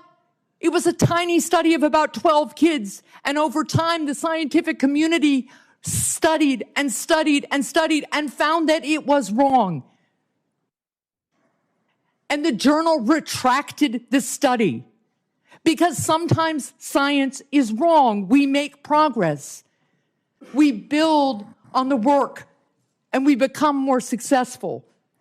And when you continue to sow doubt about settled science, it makes it impossible for us to move forward. So that's what the problem is here. It's the relitigating and rehashing and continuing to sow doubt so we can't move forward, and it freezes us in place. Now let me move on to my other concerns from yesterday's hearing. During yesterday's hearing, you really showed a lack of knowledge about Medicare and Medicaid. So what is Medicare Part A? Medicare Part A pays mainly for primary care or physicians, and then Medicare. No, so it is about, Medicare Part A is seniors coverage for inpatient hospital care. What's Medicare Part B? For physicians and doctors. Medicare care Part D That is coverage for outpatient care and home health. So what is Medicare Part C? Medicare Part C is a program where it's the full menu of all the services, A, B, C, and D for Medicare. It is Medicare Advantage, which it's the private insurance option for seniors on Medicare. So, Mr. Kennedy, you want us to confirm you to be in charge of Medicare, but it appears that you don't know the basics of this program. So let's turn to Medicaid. The basics. No, I had to correct you on several things. Oh, you let's just turn added to Medicaid. Yesterday, Senator, you didn't said correct me. I didn't get it wrong. Mr. Kennedy, my time is limited, and I hope the chair will give me Is a this couple of more minutes. Senator? Yes, Medicaid. All right, because you're let's giving me turn very to little Medicaid. time to answer one. Let's turn to Medicaid. Medicaid, you said yesterday to Senator Cassidy, Medicaid is fully paid for by the federal government, and it's not fee for service. That statement is false. Do you now understand that that statement is false, yes or no? That Medicaid is paid for by the federal government? I believe that. You said it is fully paid for. Medicaid, in fact, sir, is a federal-state partnership. The state has a partnership. Right, so you were wrong yesterday, so you're acknowledging that that statement was false, right? I misstated something. All right, good. So yesterday when you were questioned about Medicaid, you repeatedly dodged questions by saying you want to make it better. Republicans are circulating a proposal that would end Medicaid expansion in some states, including in New Hampshire. So I will submit this for the record, but it is important to me to understand whether you believe that taking Medicaid away from 60,000 people in New Hampshire would make Medicaid better. And would it make New Hampshire healthy again? I'll submit that for the record. Thank you, Mr. Chair. Senator Tuberville. Thank you. Thank you, Mr. Chairman. Thank you, Mr. Kennedy, for being here. Being a few months older than me, I'm going to be respectful to your elders. Not by much. Yeah, not by much, that's right. But thank you. Look at this room. We hadn't had a full room in here since I've been in here 4 years on any hearing. Thank you for bringing the light to what this is all about. It's about health in our country. There might have been a half a dozen people in the last Health and Human Services nominee. Nobody was interested. Lawyer who worked from home in California.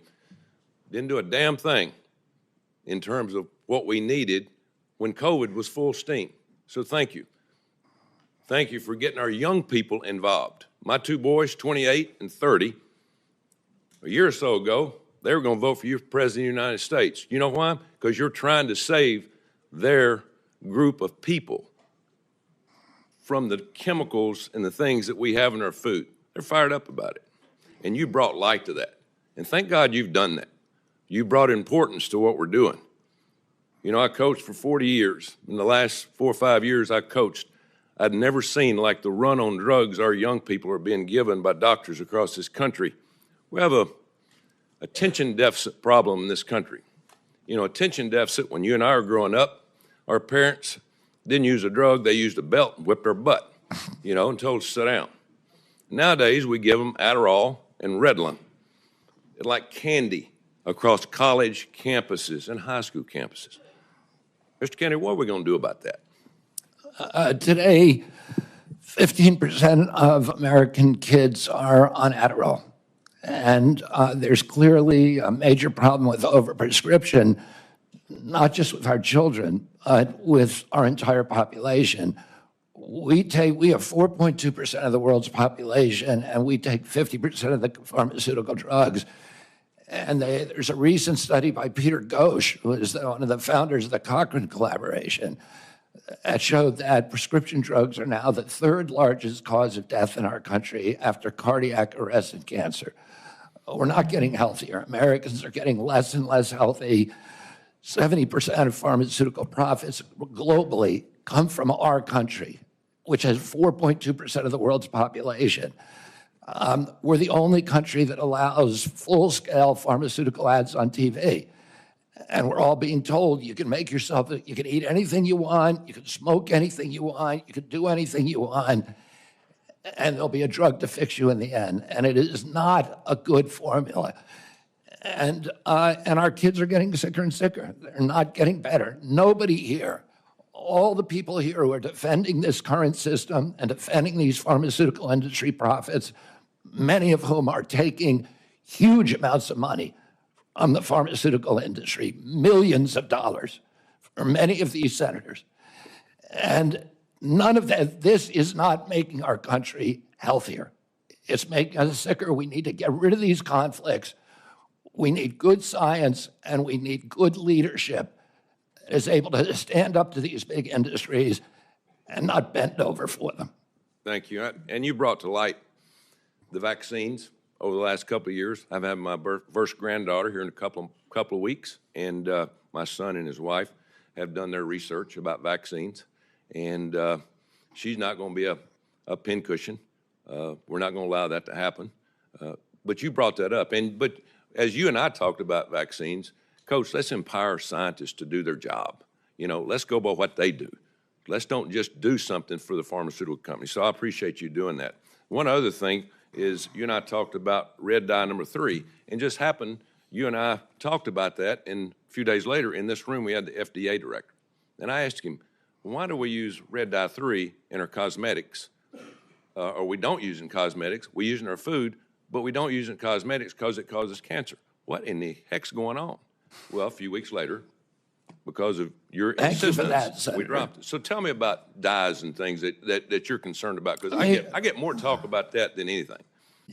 We have 10,000 ingredients in our food in this country because FDA employs a standard called the GRAS standard and looks at any new chemical as innocent until proven guilty.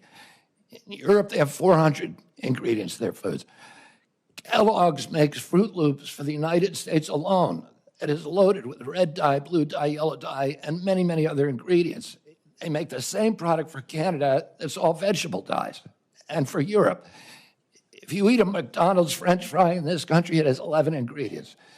You eat the same product in Europe, it has 3.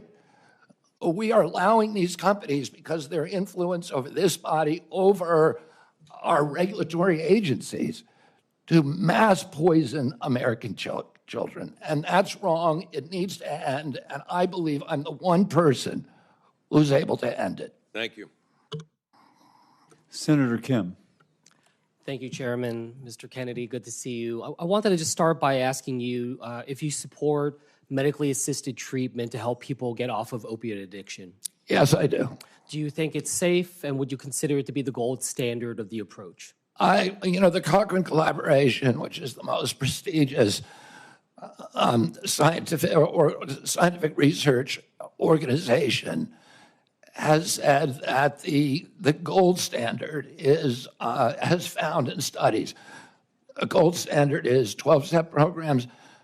You need an entire menu of treatments because many addicts will not respond immediately, at least to 12-step programs.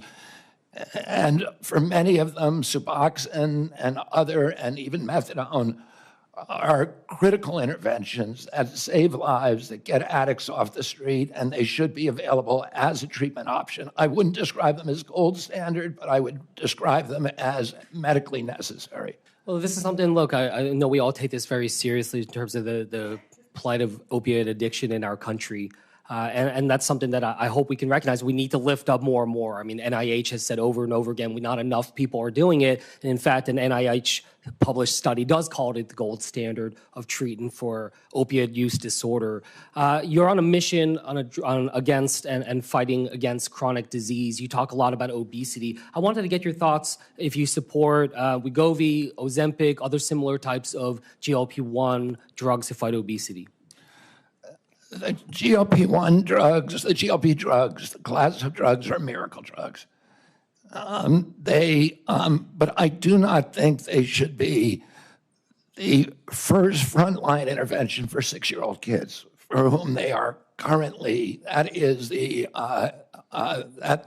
standard of practice now. If every American who qualifies for GLP by being overweight, 74% of our population asked for them, and the federal government was paying for it. It would cost over $1 trillion a year. It would double the insurance costs for employers in this country, and it would be a tsunami. And they have a lot of side effects. You said you support it, but that you don't see it being the tool of choice for especially young kids. Is that exactly. Correct? If for people who have morbid obesity, for people with diabetes, absolutely. And they shouldn't be prescribed alone without also prescriptions for exercise, because otherwise they eat away at muscle and they're counterproductive. They go after muscle first. Yeah. They have all kinds of bad side effects. About half the people on GLPs get off of them after 2 years, and then there's problems when you get off them. So it is a miracle. Okay, go ahead. Yeah, I wanted to move on to just clarify some statements you made in the past. In the past, you said, quote, Wi-Fi radiation does all kinds of bad things, including causing cancer. Do you still stand by that statement?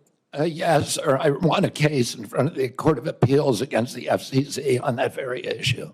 And 5G, do you feel the same way about 5G? Well, I'm just saying electromagnetic radiation does. And RF, you think, causes.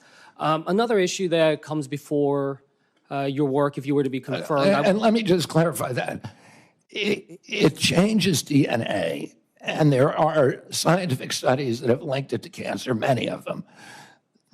But it does other things that are, including neurological injury, that are kind of the other frontline injuries that we're most concerned about and that are best documented. One other issue that comes before your work, if you're confirmed, I wanted to ask if you would support and continue and expand CDC's role in collecting and disseminating data on firearm mortality in the United States, something that... I believe that we need to study the causes of mass shootings. We need to study all the causes. When it came to, you said earlier in response on avian flu, you would continue the investments, that you would support vaccine development. I just want to clarify, does that mean you support investments in mRNA vaccine research and development? I'm not going to pick a vaccine right now. I need to look at all the data. I need to look at safety data and efficacy data, but I'm going to continue research on every kind of vaccine. Mr. Chair, I yield back.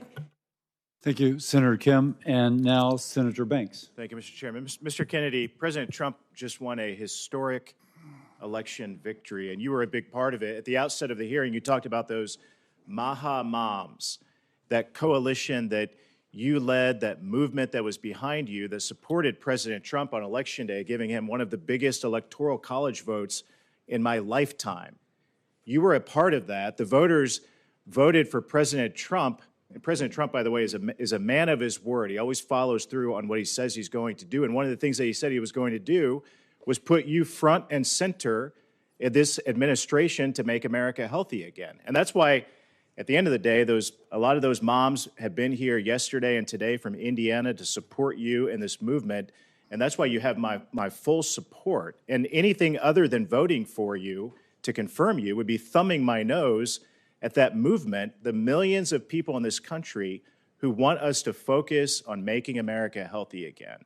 One of the things I've thought a lot about, I serve on the Armed Services Committee as well. I just left another hearing with the nominee to be our new Secretary of the Army, is the national security risk of an obese nation. 70% of our kids are not eligible today to serve in the United States military. And the Army 2 years ago was 25% off of its recruitment goals, and obesity among our kids is one of the reasons why. And I think you would agree, my first question for you, this epidemic in this country is as much of a public health risk as it is a national security risk. Would you agree with that? Absolutely, Senator. And like I said, well, I didn't say this. When my uncle was president, 3% of Americans were obese.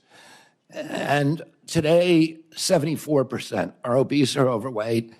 In Japan, 3% are obese. So other nations, what we're seeing here is not happening elsewhere. And American kids did not suddenly get gluttonous and lazy. Something is poisoning them. And we need to figure that out. And then we need to end those exposures. We need to do gold standard science. And all of these moms recognize that we now have a unique opportunity in history, where history now is at an inflection point, where we have a unique opportunity to reverse this epidemic. And we know what we have to do. We have to study the additives. We have to end the conflicts of interest on the nutrition panels and on the drug panels that are loaded with people who have corrupt entanglements with the industries they're supposed to regulate, that have turned these agencies into sock puppets for the industries they're supposed to regulate. We need somebody who can come in, who can break that inertia. We are attracting the most talented group of people who work in NIH and CDC and FDA in modern history. And people who are not coming there for jobs, they're innovators, they're disruptors, they're entrepreneurs, and they're coming in not because they want position, but because they actually want to change things and give us gold standard science and make America healthy. And I know you agree that fitness is a part of that, a major part of that. Absolutely. My uncle started the Presidential Council on Physical Fitness. I won a contest when I was in school. I got an award for it, and it was a piece of pride for me. And for many people in my generation, I'm sure Coach, won his. I want to move on. I want to move on to another national security threat. The biggest existential threat to America is the Chinese Communist Party. And right now we're importing 1/3 of our medicines from China. And even more of our generic drugs come from China. It's a public health risk and a national security risk. What can you do as HHS Secretary to reduce our reliance on China and help our domestic manufacturers? This is a huge priority for President Trump. He sees this as perhaps our greatest national security vulnerability. And over the past few years, so much of our essential medicines, the production of them and the supply chains have been exported to China.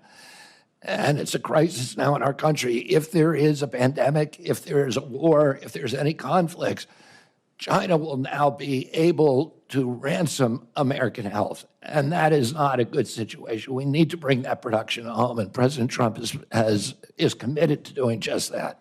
Well, sir, I think you're going to have a tough job. You have my full support, but you've got lawmakers against you. You're going to have bureaucrats against you. You're going to be working with the limits of the administrative state at the department. But I'll have your back, and I want to work with you to get it done. Thank you, to Senator support this Banks. movement. Thank you. I yield back. Senator Blunt, Rochester. Thank you, Chairman Cassidy and Ranking Member Sanders. Mr. Kennedy, during our meeting, you shared your vision for the department, and we discussed priorities important to my home state of Delaware. But I must say, as a former cabinet secretary and a health official in my state, and listening to your answers today in this hearing, I am deeply concerned and shocked by your apparent lack of understanding of, frankly, some of the basic responsibilities of the department. It's one of the largest, most complex, and it is vitally important. And yesterday, during your finance hearing, and today, you confused details about Medicare and Medicaid. You didn't know what authorities you have under the Emergency Medical Treatment and Labor Act, known as EMTALA, and you made false claims about the safety of mifepristone. However, what concerns me the most as a mom and a first-time grandmother is your decades-long track record of promoting vaccine misinformation and profiting from it, despite the harms that it may cause to American children. And with that, I'll turn to my questions. In yesterday's hearing, you did not seem to know anything about EMTALA, even though I raised it with you during our meeting last week. So I'll give you another opportunity. Yes or no, do you believe that a person presenting to an emergency room with a severe illness should have any type of emergency care needed to save their life? Any American who the Yes law or no? says, Yes. I'm answering the question. Any Yes or American, no was the direction. under the law, every American who presents to an emergency room must be treated, and I can enforce that law, and I believe that's the right thing to do. Do you agree that a person who is experiencing severe pregnancy complications should be able to receive emergency care to save their life if that care is an abortion? My understanding of President Trump's policy is that I'm not asking you President Trump's policy. I'm asking you, what do you believe? Yeah, if it's necessary to save the life of the mother. Okay, so you of do course, believe, yes, they should. Do you commit to ensuring that pregnant women will have access to all necessary emergency care, including an abortion, if it is required to save their life or preserve if it's their required health? to save their life. And would you agree that the ability to provide quality emergency care for pregnant women is essential to preventing maternal mortality? Providing care for pregnant women, we should be providing care for pregnant women. President Trump wants to do that. Bottom line for me, women should not be forced to rely on emergency airlifts to other states for life-saving care. And to be blunt, in our meeting, your lack of understanding really, again, was very concerning. In a 2023 interview, you described yourself saying, I'm a Kennedy Democrat. I believe in labor unions. I believe in a strong, robust middle class. I believe in racial justice. And just yesterday and today, during this hearing and the hearing yesterday, you said we need to respect diversity.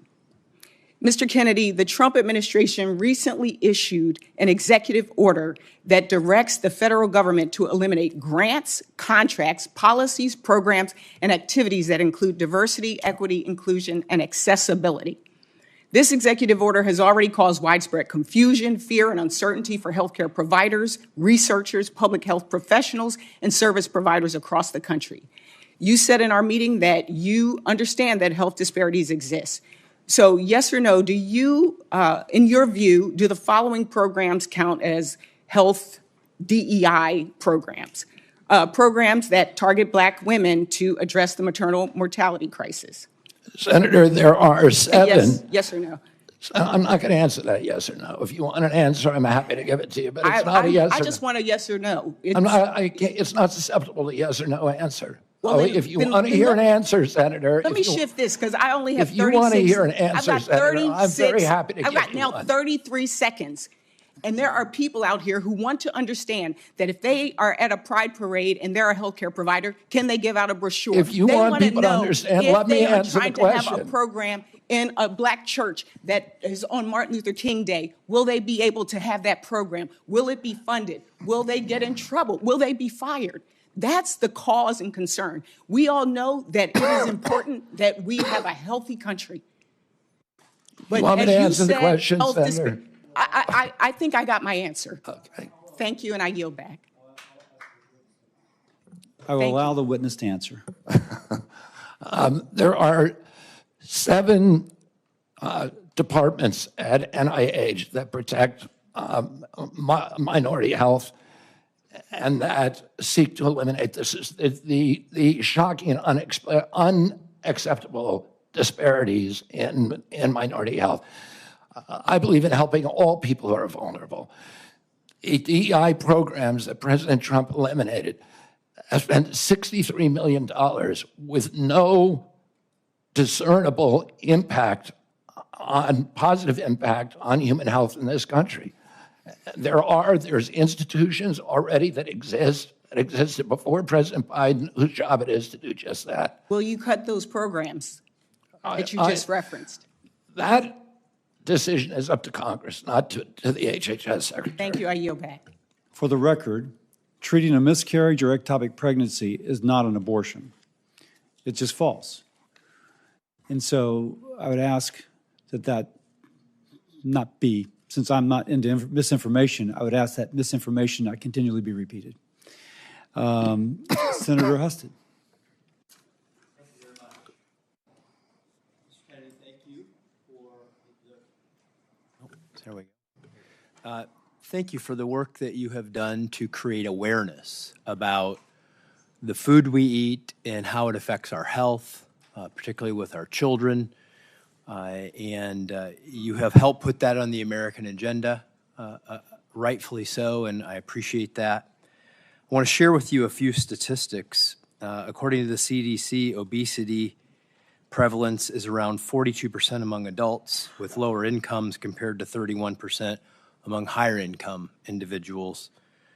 That the relationship is strong among women. 45% of low-income women are obese compared to 29% of higher-income women.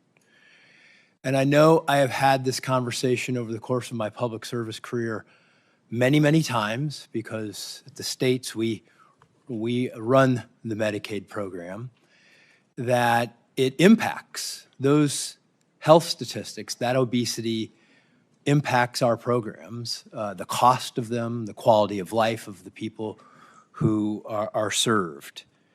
And I also get this question about why in the world does the federal government continue to subsidize programs that lead to unhealthy foods, and why do we operate programs in the way that we do, like with SNAP, that pays for foods that we know are causing people to be unhealthy? And I know you don't have the sole authority in this matter. The Department of Agriculture and the Congress is certainly it has an impact on that.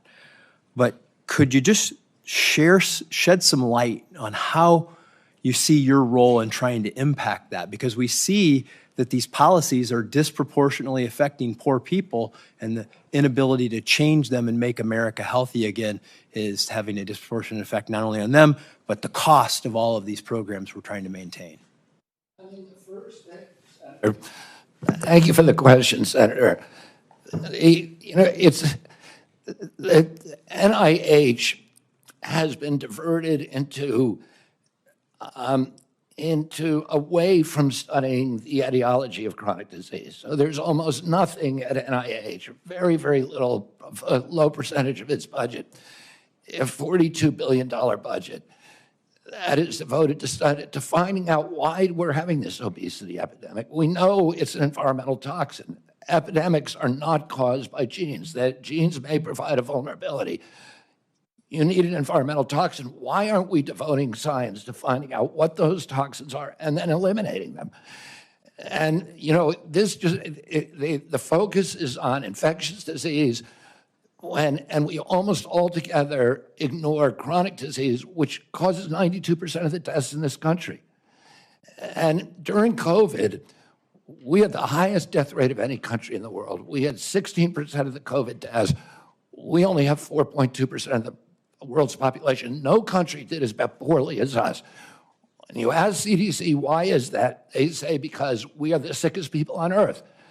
The average person who died from COVID had 3.8 chronic diseases. American blacks were dying from COVID greater than almost any population in the world, about over 3,000 deaths per million population. The only people worse are Indian reservations, which have an even higher rate. And the only person who did worse globally were Samoans. We had the American blacks were disproportionately impacted because they disproportionately have diabetes, obesity, cardiac illnesses, and other chronic disease. We need to start studying those, and we need to get rid of the conflicts in the agency that obstructs those studies, and that that are focused on advancing the mercantile interests of the food industry and the pharmaceutical industry rather than the health of the American people. Well, I would ask you to take, if confirmed, to take a leadership role across the agencies to advise us on what policy changes we must make to both not make it worse, but to make it better. Because we subsidize, literally, we have policies as a government that encourages the production of foods and the sale of foods, to particularly our poorest Americans, that lead to these problems. We are literally creating the problem that we're trying to solve, and your recommendations would be very much appreciated. We already have liaisons with the USDA, with Brooke Rollins, so that we can, with whom I have a very good relationship, so that we can work collaboratively to reduce the chronic disease and the exposures that are causing them. Thank you. Senator Hickenlooper. Thank you, Mr. Chair. And thank you, Mr. Kennedy. Bobby, we share a mutual oldest best friend, and I respect that affection that you have for him very, very much. You did talk a little longer in your introduction, so I'm going to try to urge concision, because I've got 3 or 4 questions. As I said when we met, I'm still very concerned about the issues around vaccination. But I thought I'd start with the ability of Medicare to negotiate drug prices, which was finally okayed in 2022.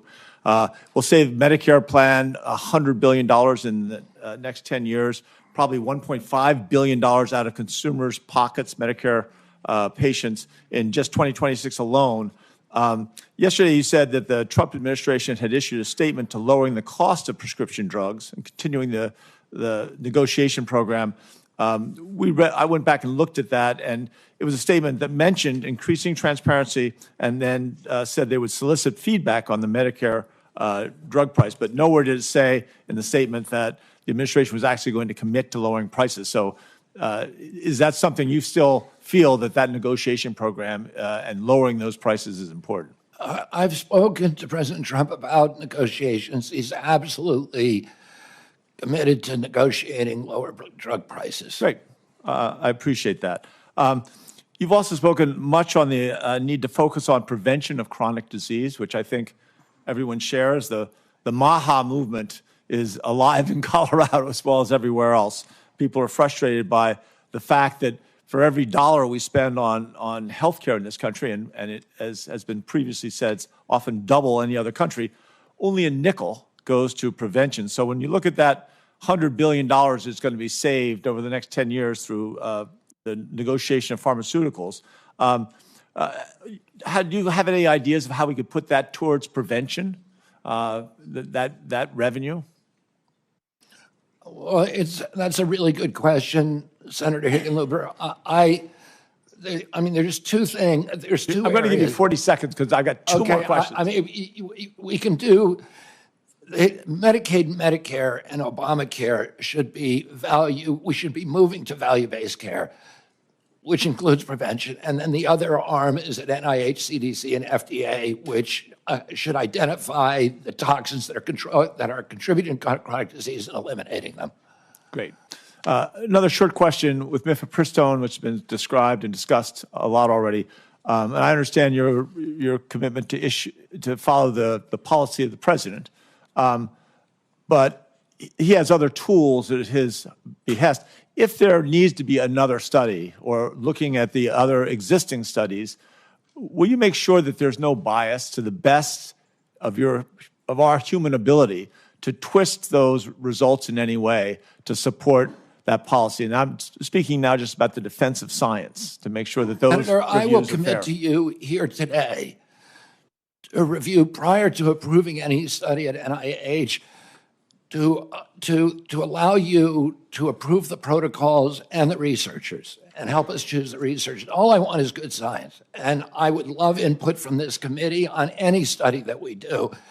There's many ways that studies are flawed, and you can correct those at the outset in a lot of ways. So absolutely, I will work with you to make sure that it's science that you're satisfied with and I'm satisfied with. That shows that this is the first time you're being considered for a cabinet position, because no other person would ever solicit and willingly approve our participation. Well, I'm going to make that commitment. I know the hazard of it, but I'm going to do it anyway. I'll hold you to it. Now, let me get to the vaccines, and I think this is crucial, because I think there is widespread distrust and increasing distrust in the scientific community. I am a scientist. Some have argued that I'm the only scientist in the Senate left that is actually, I've written research papers in peer-reviewed journals. I think I understand how it works, and it is a healthy skepticism is useful, but we want to make sure that's a healthy skepticism. And yesterday in the discussion about Lyme disease, you said that in your discussion that it was formulated to be a militaristic bioweapon, that you had heard that in 3 books, but you hadn't read through. And I think at a certain point, if you're going to be an activist, or some people would say a prophet, that what you say becomes promoting something, promoting an idea. And I think when you've only read 3 books, or little bits of the 3 books, not the whole 3 books, isn't that reckless? I mean, isn't that, there's something about, aren't you then promoting this anti-science, this conspiracy about Lyme disease in this case, but the same thing about some of these vaccine issues? Like I said, I never endorsed the issue. I said it's out there.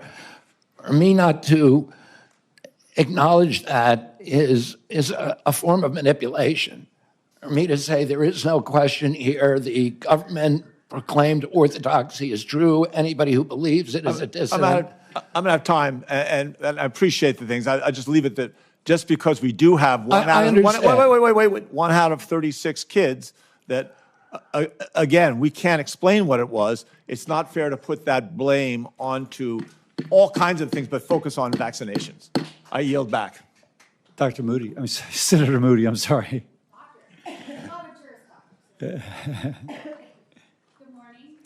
Joining us, and thank you for sitting down with me and spending so much time with me in my office. It has been an overwhelming week. I am the junior-most senator on this committee, and certainly you treated me no differently than the chairman, and I am grateful to you for that.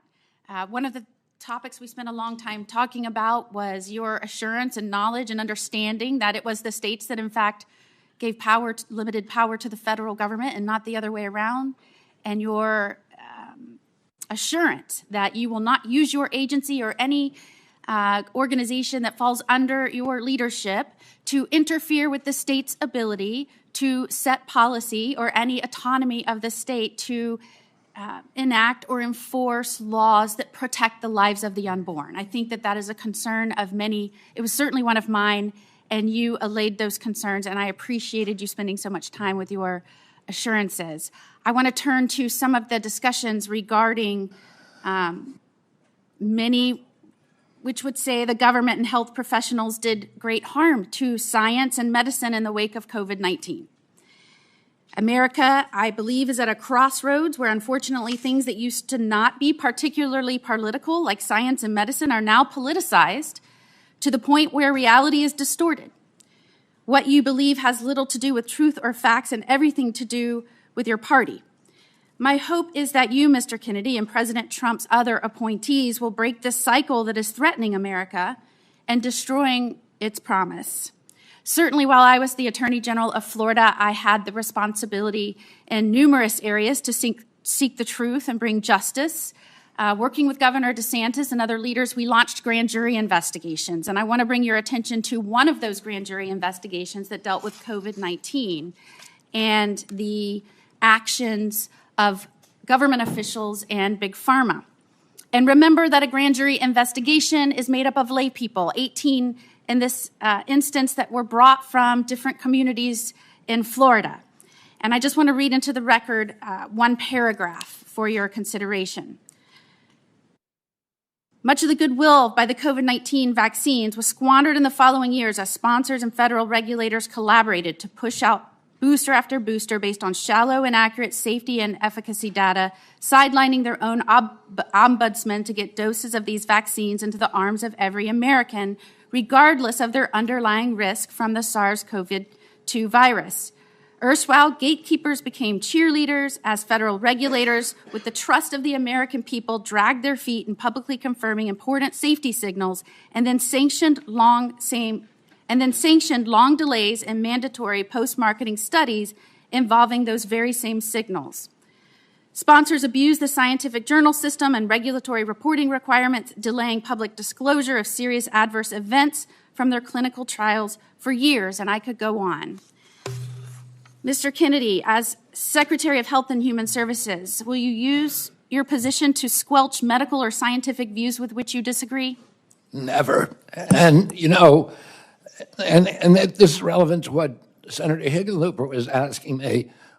We've tried this system where government lies to Americans, or where they tell them about it, that they have it with a level of assurance that they don't feel themselves, and it isn't working.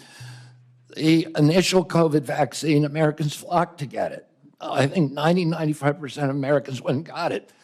The CDC has now recommended an 8th booster, and only 23% of Americans at most are taking it. It's because 77% of Americans no longer trust CDC. That's not a good thing. If we want uptake of vaccines, we need a trustworthy government.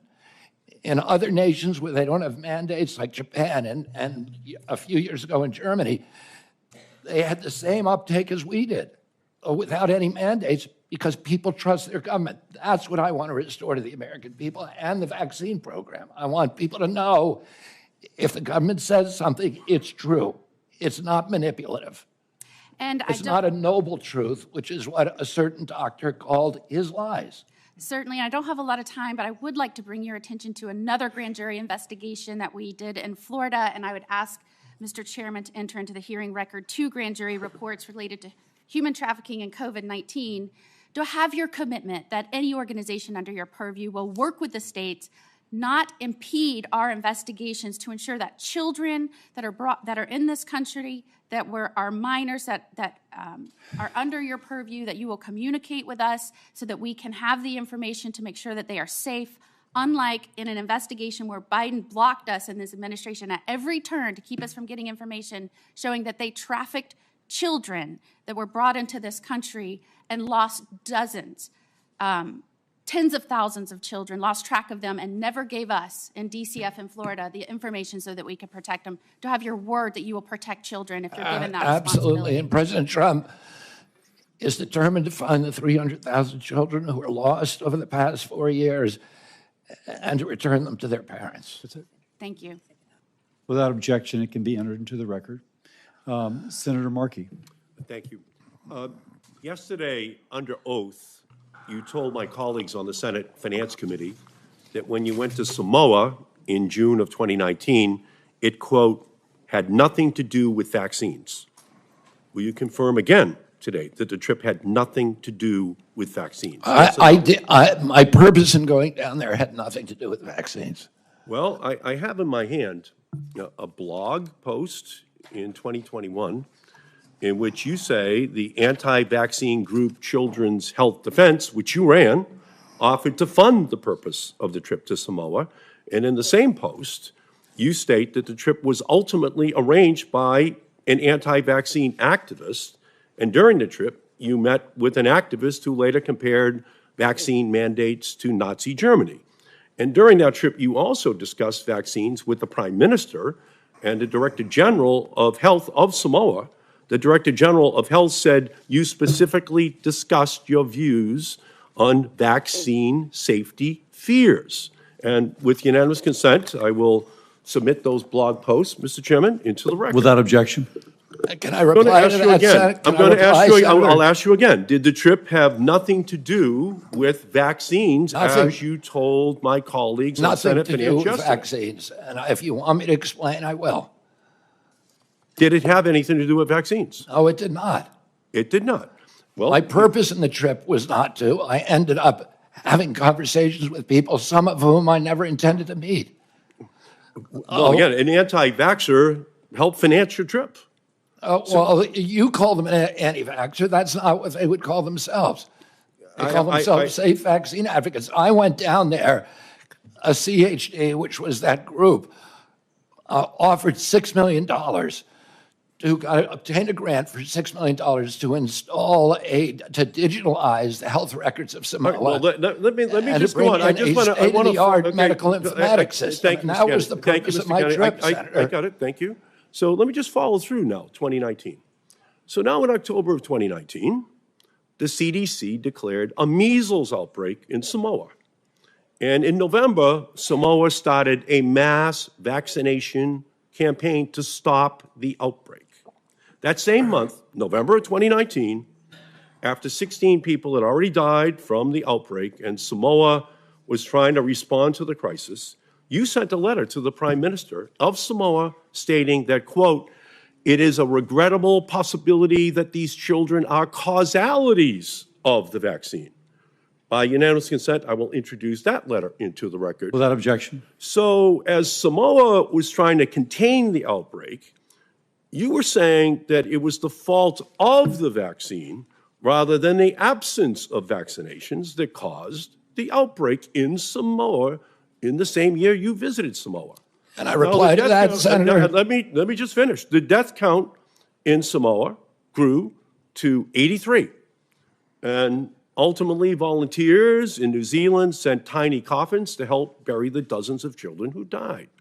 And the Samoan Director General of Health later said, with his last name and the status attached to it, people will believe him. People will believe Robert Kennedy. And a New Zealand vaccinologist later said the impact of your role was devastating. So your name and your profile helped fuel a measles outbreak. You scared people from taking a vaccine. It slowed the public health response, and children died. You've taken no responsibility thus far. And if an outbreak occurs in the United States, I have no evidence that you would not use your role as secretary to spread dangerous misinformation. So that one incident, from my perspective, disqualifies you from holding any position in healthcare, much less the #1 health official in the United States. And 75 Nobel Prize winners in science have said very clearly that you should not be confirmed, that it would be dangerous for you to have And you this should look at their job. conflicts, So Senator. You should look at their conflicts of those individuals. Well, 75 And Nobel... you should look at who financed that letter. 75 Nobel Prize winners, and by the way, of a high percentage of the medical community in Boston, the health capital of the United States and the world, have said the same thing about your qualifications. They're saying to me they don't want tiny coffins as well. Neither do I. So that's the basis of my reservations about you, and the reason why I'm going to vote no on your candidacy, because I just think it's too dangerous to run the threat that that misinformation is spread in our country in the same way it was in Samoa. Senator Murkowski, and let me compliment Mullen and Murkowski. They've stayed here the entire conference, and they're not obligated to like the two of us, not that we wouldn't have otherwise. But Senator Murkowski, you please. Thank you, Mr. Chairman. And I think these are exactly the types of forums that we all need to be engaged in from start to finish. Because Can you speak up, Senator Murkowski? there has been there's been considerable discussion here about many issues. Certainly a lot about vaccines. I care deeply about making sure that our vaccines are safe, the efficacy of them, the availability of them, how we disseminate them is particularly important in a very, very rural state like mine. You have experience there. You understand that.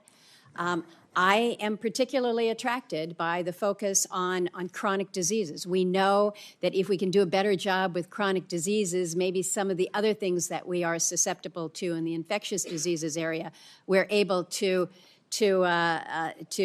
perhaps pull back a little bit on that. But our reality is, in order to make this country healthy again, it is a focus on everything. It is the prevention. It is the necessity of coming up with these life-saving vaccines that are going to be so critically important. It is personal care. It is food. It is exercise. It is all of the above. And we got to figure it out together. We do need to shake some things up, but we also need to give a level of confidence. And this is what I'm hearing from so many of my colleagues who have raised the issue of vaccines. We have made some considerable gains in my state of Alaska with vaccinating the many people in very rural areas where one disease outbreak can wipe out an entire village. We saw this in 1918 with the Spanish flu, and that's why everyone was rattled to the core. Villages were shut down entirely during COVID because of the fear of transmission. And so they're looking for these life-saving ways and means. And so when there is a lack of confidence, when there is a doubt, it's like, well, what do I do? And so we're pulling back then on, again, these areas where we can work to prevent some of these deadly diseases that we thought we had wiped out years ago. We have dramatically reduced diseases in my state like Hep A and B and meningitis. We're just now getting through a tough bout of whooping cough that came around to the state. Now there's a scare in the peninsula in Alaska about a measles outbreak. So we can't be going backwards with our vaccinations that will allow for this level of prevention and protection.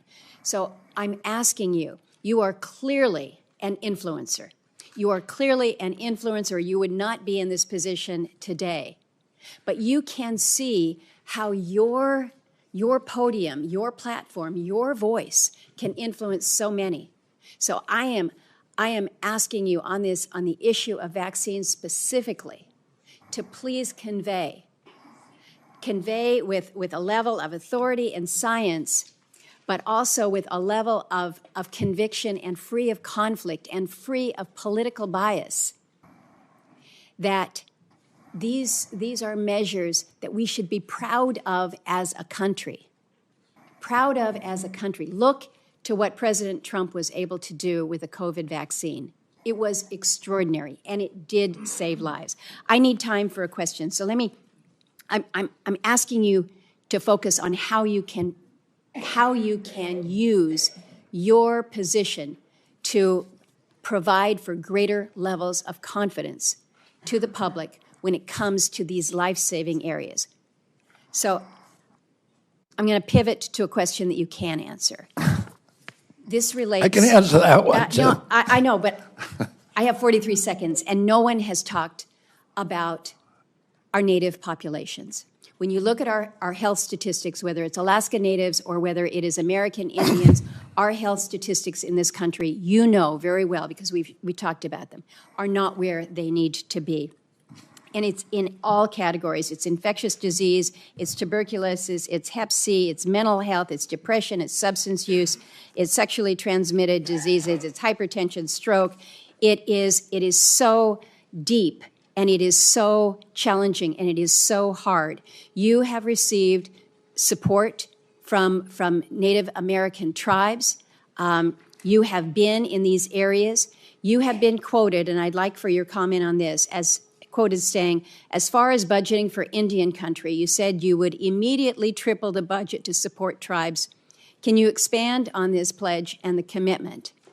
because this is an area where we have truly left our Native people behind when it comes to their health and their health outcomes. Thank you, Senator. And this is an issue, as you and I talked about, that is very important. It's always been a priority for me. I spent 20% of my career working on Native issues. I was one of the founding editors of Indian Country Today, which is the biggest Indian newspaper.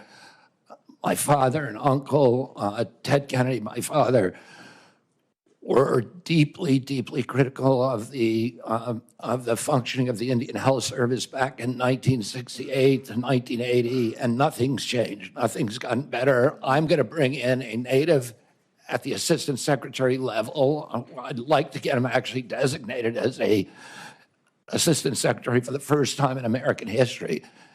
Make sure that all of the decisions that we make in our agency are conscious of their impacts on the First Nations. I've spent a lot of time in your state. It's my favorite place to go. I've been up with the Gwich'in, representing the Gwich'in people up in Arctic Village, and been all over the state in the remote areas. I understand in Alaska, the unique needs of Alaska because of remote health care, because some of these areas are not even accessible except for airplane. If they don't have ambulance services, that the federal government needs to pay attention to financing transportation, the unusual ways that are required there, and that we really need to focus on telemedicine and AI. Make sure that even in remote places in Alaska, that Native people can get high-quality health care, and we can do that today. And I look forward to working with you on those issues and others. Thank you, Mr. Chairman. Senator Murkowski sets the record for going over. Senator also Brooks. Sorry. Good morning. Thank you, Mr. Chair. Mr. Kennedy, I was struck by your comments during our meeting last week. What? I was struck by your comments in our meeting last week where you made it abundantly clear to me that you intended to clean house of the professional scientist at the National Institutes of Health, which you know is headquartered in the state of Maryland and employs thousands of hardworking Marylanders. I, for the record, believe in scientists and I believe in doctors and I trust them over politicians without medical degrees. You talked about bad science and bad scientists, and in fact, you specifically said to me in response to my question that you intend to replace the bad scientist with the good scientist. And so I want to ask you, in your opinion, what makes a scientist or a doctor qualified to serve at the National Institutes of Health? A scientist who's devoted to empirical methodology, to evidence-based science, scientists who understand the importance of replication, the importance of publishing raw data and being open and transparent about it, the importance of publishing peer review. We have, NIH has overseen over the past several years the precipitous decline in American health. There's 91,000 people at HHS, and are you suggesting that some of them should not be held responsible for that decline? They were in charge of protecting our health. Let me just insert here. Let me just finish. But let me just say this, because I only have 3 minutes left. I don't set the rules here, but I ask the questions. And the question is really whether you intend, as you said, to substitute essentially your judgment for the judgment of these professional scientists and doctors. I'm not going to substitute my judgment for science. Of course, I'm not going to do that. What I'm going to do, listen, the New York Times just did an article last week talking about the fraud, the 20-year fraud, 800 fraudulent studies produced by NIH on amyloid plaques and not allowing any other hypothesis about the cause of Alzheimer's to be explored. Well, how will you decide, Mr. Kennedy, which scientists are bad scientists? Are they the ones who disagree with you? The ones who are corrupt, the ones who have been doing science like the amyloid plaque studies that were fraudulent. Well, these doctors, let me ask you a question. Do you have a medical degree? Do I know? Okay, let me go to the next question. The Heritage Fund has compiled a watch list of federal employees to go after federal staff. Is there a watch list for federal staff at HHS? Not that I know of. Have you or has anyone in the administration developed a list of career scientists or federal staff that you would target for termination? Not that I know of. And let me just ask you another question. Now, your failed presidential campaign has been raising money to try and cover your debts. And you were questioned about this yesterday and failed to answer a question that Senator Warren asked you. And so I want to ask you again regarding these emails that you have sent to raise money. How much has your presidential campaign made fundraising off of this administration's complete disregard for the workforce at HHS? Excuse me? I didn't hear the question. The last part. How much money has your presidential campaign made off of fundraising, off of this administration's complete disregard for the workforce at HHS? Zero. Okay, Mr. Chair, I'd like to ask unanimous consent to enter into the record 2 emails from this week and the week before regarding fundraising that you are currently doing through your presidential campaign. Without objection. And finally, I want to ask you, I have you said you were on a show on February 26, 2021, an interview with Dr. Judy Mikovits, where you said the following, and I quote, "We should not be giving Black people the same vaccine schedule that's given to whites because their immune system is better than ours." Can you please explain what you meant? There's a series of studies, I think most of them by Poland, that show that to particular antigens that Blacks have a much stronger reaction. There's differences in reaction to different products by different races. So I have 17 seconds left. Let me just ask you then. So what different vaccine schedule would you say I should have received? What different vaccine schedule should I have received? I mean, the Poland article suggests that Blacks need fewer antigens. This is so dangerous. So you get the same measles vaccine. Mr. Kennedy, with all due respect, that is so dangerous. Your voice would be a voice that parents would listen to. That is so dangerous. I will be voting against your nomination because your views are dangerous to our state and to our country. I mean, do you think science is dangerous, Senator? This is published, peer-reviewed studies. I yield. Senator Collins, who would have been here the whole time, but she was in an Intel committee. So, Senator Collins. Thank you, Mr. Chairman. Mr. Kennedy, welcome, first of all. I agree with you that there needs to be more focus on chronic diseases like diabetes, like Alzheimer's. But it concerns me when I read a quote from you that says, "I'm going to say to NIH scientists, God bless you all. Thank you for your public service. We're going to give infectious diseases a break for about 8 years." Don't we need to do both? Yes, absolutely, Senator. The problem is there's been an imbalance. We've devoted all of these dollars to infectious disease and to drug development to make NIH an incubator for the pharmaceutical industry and very little to chronic disease. But chronic disease is 92% of deaths in our country. It's 9 out of every $10 we spend on our budget. Why aren't we devoting at least equivalent studies to determining the etiology of our chronic disease? It just seems like common sense to me. I would point out that in many cases it's Congress rather than HHS who sets the funding levels for various diseases. But NIH decides, has panels that decide who gets funding, not Congress, Senator. I want to share with you a discussion that I had with the Maine pediatric nurse practitioner. She raised the concern that if people are discouraged from getting their children vaccinated, we will lose the herd immunity in a classroom.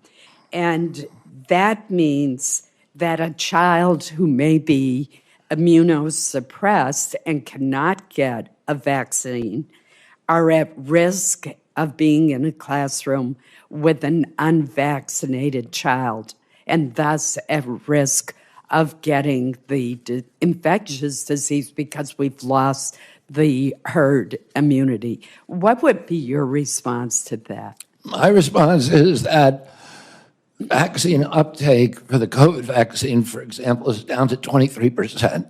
And all vaccines are dropping, and they're doing that because people don't believe the government anymore. We need good science, and I'm going to bring that in. I'm going to restore trust, and that will restore vaccine uptake. Well, you're certainly correct about what happened with the COVID vaccine, but let me switch to the polio vaccine. Do you think that the polio vaccine is safe and effective? Yes, I do. And so would you seek to reduce its availability in any way? No, not at all. The state of Maine has seen a steady and disturbing increase in Lyme disease cases over the past decade. We talked a little bit about this in my office. In 2023, Maine had a record number of Lyme disease cases, nearly 3,000 reported cases. Fortunately, there is a promising vaccine trial for Lyme disease that it's underway at Maine Health in Portland. Access to a Lyme disease would be a monumental step forward in reducing the burden of this disease, which can have lifelong effects. I've seen it in members of my own family. As HHS Secretary have confirmed, what influence would you exercise over new vaccine approvals, such as one for Lyme disease? Senator, you and I have talked about this issue. I've had Lyme disease. I lived in the epicenter of Lyme disease. Every member of my family my immediate family has had Lyme disease. I had a son whose face was paralyzed for a year. I have a son today who has been suffering with devastating effects from Lyme disease for 2 years. There's nobody who will fight harder to find a vaccine or a treatment for Lyme disease than me. I very much appreciate that assurance, and I'm sorry that your own family has been so adversely affected. In Maine, we have a lot of people who work outside and work in the woods, and ticks are everywhere. So this is a very important issue to me. Thank you. And to me too, Senator. We're almost to the end. Let me acknowledge Senator Moody has also been here the whole time. And so thank you, Senator Moody. Yeah, well, just incredible diligence. Thank you. Both Senator Sanders and I will have a couple questions, and then we'll each have a closing statement, and then your long national nightmare will be over. So anyway, first, a couple more of commit-type questions. If you are confirmed, do you commit that you will not work to impound, divert, or otherwise reduce any funding appropriated by Congress for the purpose of vaccination programs? Yes. And do you commit that you will not impose new grant conditions outside of congressional direction for state, local, or global entities that in any way limits, restricts, or rescinds access to vaccines or vaccine promotion programs? Yes. And then this is the nice thing about listening to all of this. Let me ask this. I've been impressed. One, you've handled yourself very well. I've been impressed that on many things you are familiar with recent medical data. But on other things, you haven't been. So let me bring up two things that are very pertinent now. While sitting here, I went up to look at the medical literature on these issues. And here's a title, Why Parents Say No to Having Their Children Vaccinated Against Measles, a systemic review of the social determinants of parental perceptions on MMR vaccine hesitancy. And they found that fear of autism is a major driver for vaccine hesitancy among those with a college education or higher, influenced by internet social media narratives over physician-based vaccine information. I'll go back to something I said earlier. You got to follow it, man. There's a lot of people that look to you for Do I get vaccinated or not? People that I kind of know. But here it says it's not just my anecdote, it's actually out there. But when I raised, and you said, well, if I show you the data, you'll change your, because I asked, will you unequivocally, without qualification, say that measles vaccine does not cause autism? And you said, if I show you the data. I will publicly apologize. So here's a and say that I was wrong. Here's a meta-analysis from 2014, and you quoted Cochrane on several occasions, which for the people watching is a meta-analysis. A meta meaning they look at everything and then they come to a conclusion based upon as much facts as they can get. And here is such a study, and the title tells it all. Vaccines are not associated with autism, an evidence-based meta-analysis of case control and cohort studies, and they ended up looking at 5 cohort studies with roughly 1.2 million children. Now, this is from 2014, and it has a whole bunch of articles it references. And then I got a text from a former employee of the NIH, I emphasize the former, who says that in early in the President Trump's term, you and colleagues sent 90 papers for review by people at NIH. They felt like the NIH folks felt that without exception, they were severely lacking methodologically, and are found that they indeed showed the safety of these vaccines. We tried to engage Mr. Kennedy, but his colleagues refused to acknowledge the expertise of dozens of NIH scientists we made about those papers. Now, you're a smart guy. You're reading the medical literature, and you're coming up with the recent medical literature on certain issues. But here is both older article, summarizing lots of older articles that have come out since the original refuted Wakefield article in The Lancet regarding measles and autism. And here is somebody who, it's he said, but somebody who said that previously you've had this presented to you. So, back to me. I'm a doc, trying to understand. Convince me that you will become the public health advocate, but not just churn old information so that there's never a conclusion, as Senator Hassan suggested, but that will become the influencer for people to believe, no, there's 1.25 million kids studied and there's no autism associated with measles. You tell me, you see what my question is in there. Senator, I'm going to be an advocate for strong science. You show me those scientific studies, and you and I can meet about it. And there are other studies as well, and I'd love to show those to you. There's a study that came out last week of 47,000 9-year-olds in the Medicaid system in Florida. I think a Louisiana scientist called Mawson that shows the opposite. So there are other studies out there. I just want to follow the science. And I will do, if the science says that I am wrong about what I've said in the past, as I said, I will publicly apologize. There's many times I've been wrong about science. If you look at my Instagram account, when I'm wrong, I apologize for it. And I say I was wrong. I don't have any problem. Science is a process of challenging hypotheses with new evidence. And scientists have to be able to admit when they're wrong. Epidemiological studies, the Institute of Medicine has said repeatedly in 2013, 2017, when they investigated this, has asked CDC to do certain studies, animal studies, bench studies, observational studies, studies of the vaccine safety data link.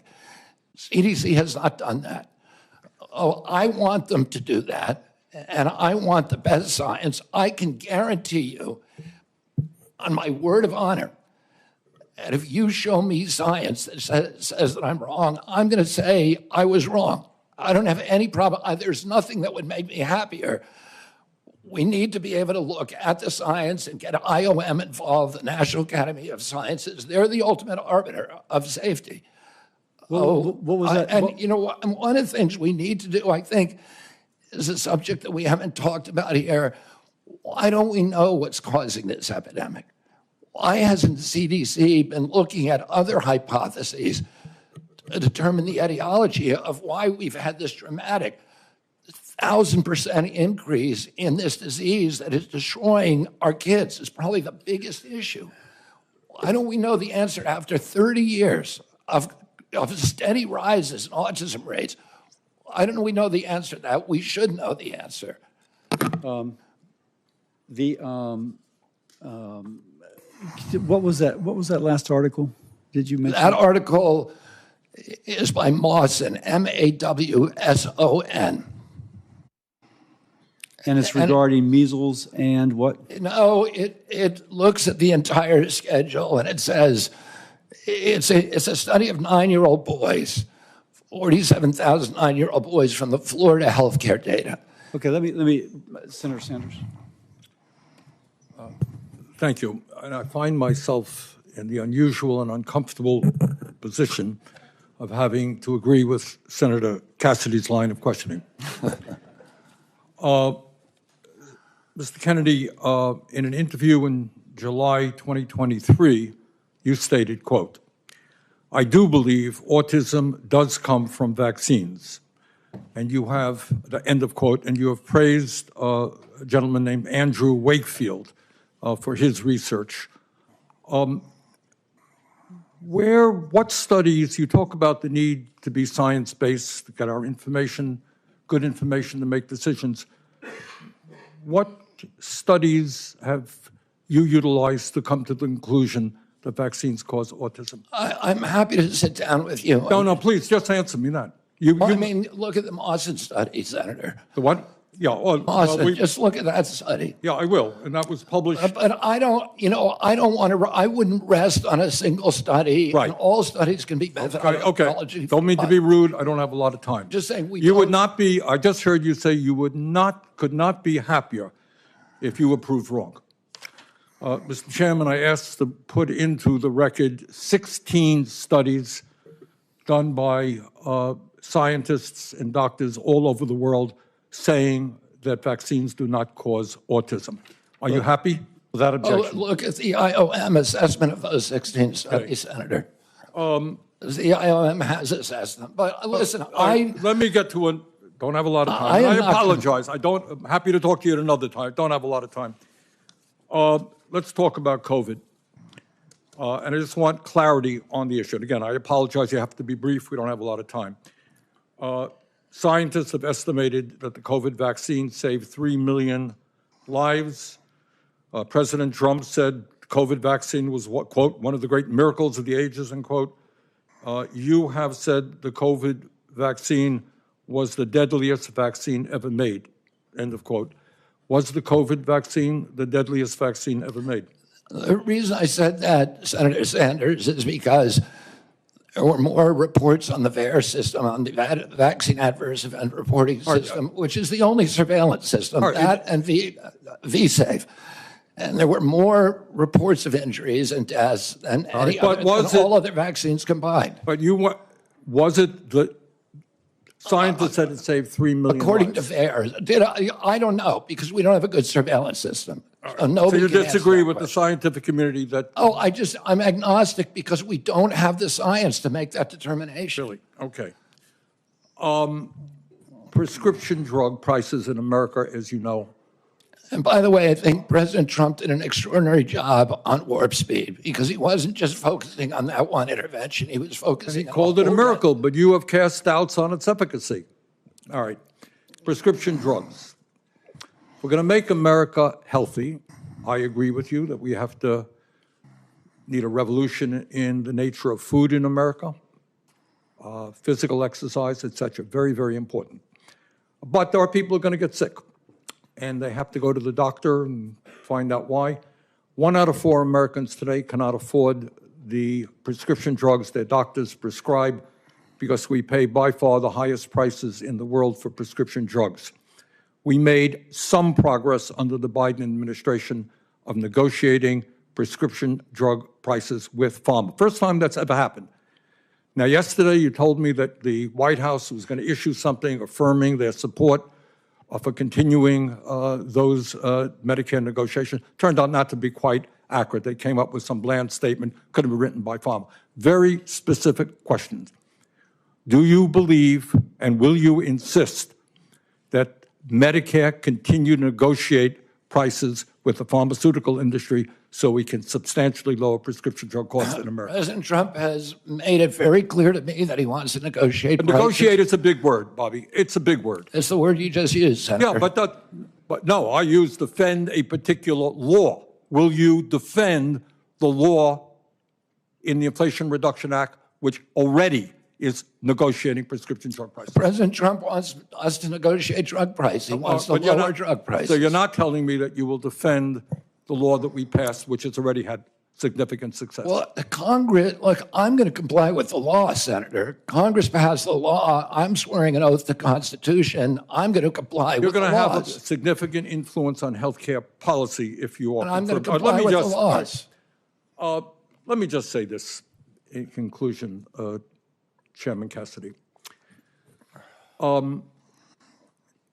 President Trump and Mr. Kennedy are quite right when they say that our system is broken. They're right. Our economic system today is broken. 3 people own more wealth than the bottom half of American society. Wages have been stagnant for American workers for 50 years. The economy is broken. You know what? Our political system is broken and corrupt. You have a handful of billionaires in both political parties who contribute huge amounts of money to elect candidates in this room throughout the United States Congress. That is a broken political system and a real threat to democracy. Our healthcare system is broken. And it's broken for some of the reasons that Mr. Kennedy indicated. We have not paid attention to the fact that we have massive amounts of chronic disease. We have not answered the question why in the richest country in the history of the world, our life expectancy is lower than it is in countries far poorer than we are. So I think in many ways, President Trump and Mr. Kennedy have asked some of the right questions. Problem is their answers will only make a bad situation worse.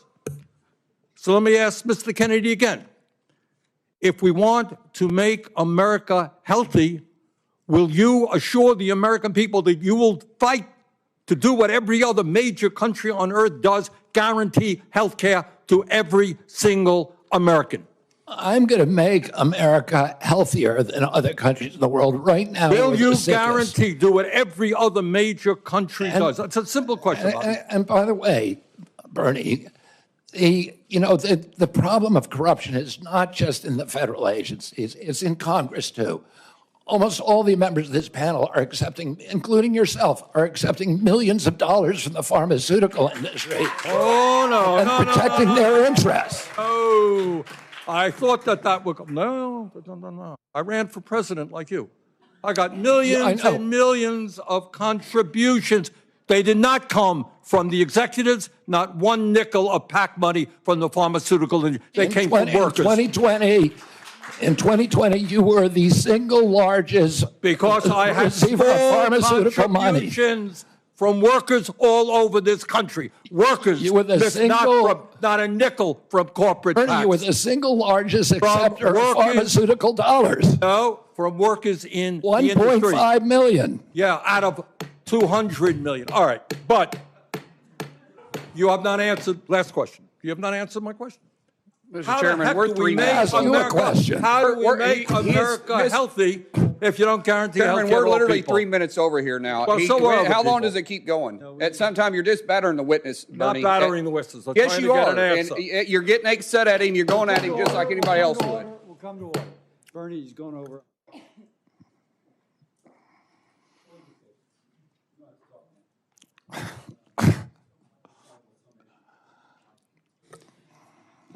Before I ever entered politics, before I was ever thinking about running for office, I practiced medicine for 30 years.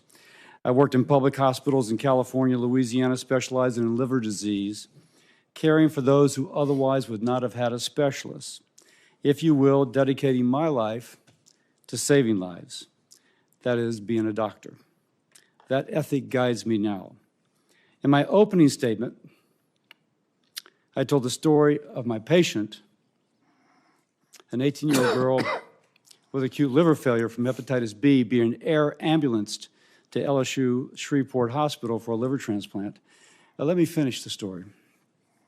Her mother wasn't allowed to fly in the helicopter, so her mother drove the 3 hours from Baton Rouge to Shreveport. Now, when she arrived, they let her visit her daughter before she went back to the OR. And the mom goes in to say a prayer, squeezes the daughter's hand.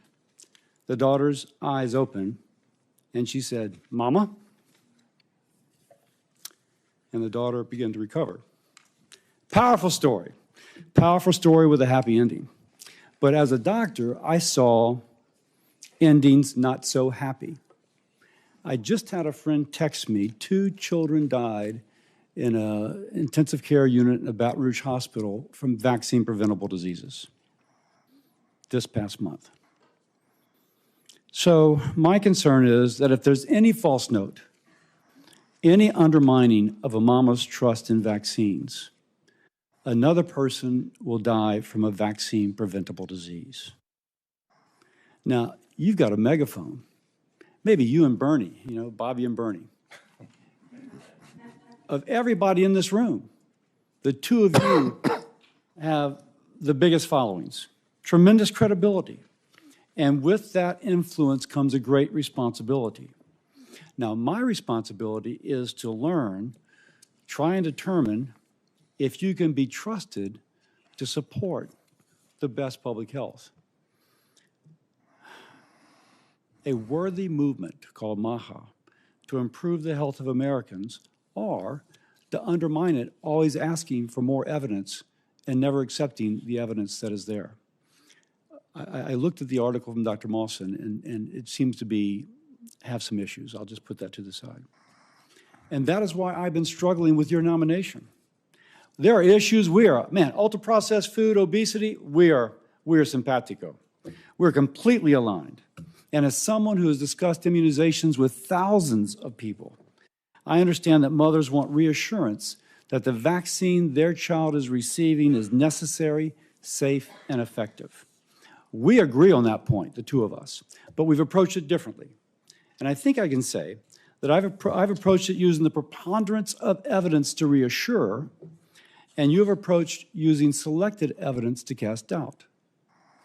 Now, put differently, we're about the same age.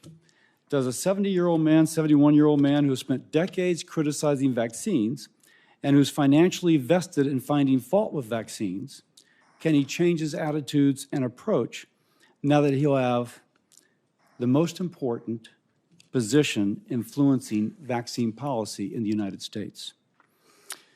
Will you continue what you have been, or will you overturn a new leaf at age 70? I recognize, man, if you come out unequivocally, vaccines are safe, it does not cause autism, that would have an incredible impact. That's your power. So what's it going to be? Will it be using the credibility to support lots of articles, or will it be using credibility to undermine? And I got to figure that out for my vote. You have the power to help rebuild, to help public health institutions re-earn the trust of the American people. Now, let's be political. I'm a Republican. I represent the amazing state of Louisiana. And as a patriotic American, I want President Trump's policies to succeed in making America and Americans more secure, more prosperous, healthier. But if there's someone that is not vaccinated because of policies or attitudes you bring to the department, and there's another 18-year-old who dies of a vaccine-preventable disease, helicoptered away, God forbid dies, it'll be blown up in the press. The greatest tragedy will be her death, but I can also tell you an associated tragedy that will cast a shadow over President Trump's legacy, which I want to be the absolute best legacy it can be. So that's my dilemma, man. And you may be hearing from me over the weekend. You may be hearing from me over the weekend. I once again thank you for your time, and I yield to my ranking member. Thank you, Mr. Chairman, and thank you very much for your job today in conducting this very, very important hearing. Let me reiterate my concerns. Every person on this panel, and I would hope everybody in America, wants to make us the healthiest country on earth. And I applaud Mr. Kennedy for raising the issues and talking about some very important truths. But what I am not hearing from him are some very specific policy issues that we absolutely need if we're going to make America healthy. It is unquestionable that when 68,000 Americans die because they can't afford to go to a doctor, you got to deal with that. And I have not heard one word about the need for universal health care that exists in every country on earth. When 1 out of 4 people can't afford prescription drugs because the pharmaceutical industry is ripping us off and charging us 10 times more in some cases than the people in other countries. I have not heard the definitive answer I need that we're not going to pay the highest prices in the world for prescription drugs. And one of the points I think that Mr. Kennedy made, which is right, healthcare is not just medical care. It's a lot more. Talk about the food industry. We have held a hearing, Senator Cassidy and I held a hearing a couple of months ago, where we made the point that the food industry is, in fact, poisoning our kids with addictive food that is leading to obesity, diabetes, heart conditions, etc. And I hope that our Congress and the White House will have the courage to take on a very powerful food industry and demand that the products that they sell our kids are in fact healthy and non-addictive. In many ways, what the food industry is doing today is what the tobacco industry did 50 or 60 years ago. And we talk about making America healthy today. Again, it's not just doctor care, medical care. We have millions of people working for starvation wages. You cannot be healthy if you're working 50 or 60 hours a week and you can't afford the rent that your landlord is charging you. Stress kills. Stress makes us sick. So, Mr. Chairman, let me just say this. I think the issues that have been raised in this hearing today are of enormous importance. I look forward to working with you and other members of this committee to make sure that we develop the policies that have the courage to take on very powerful and wealthy special interests, so in fact that we can make America healthy. Thank you. This concludes our hearing. For any senators who wish to ask additional questions, questions for the record will be due tomorrow on Friday, January 31st at 5 p.m.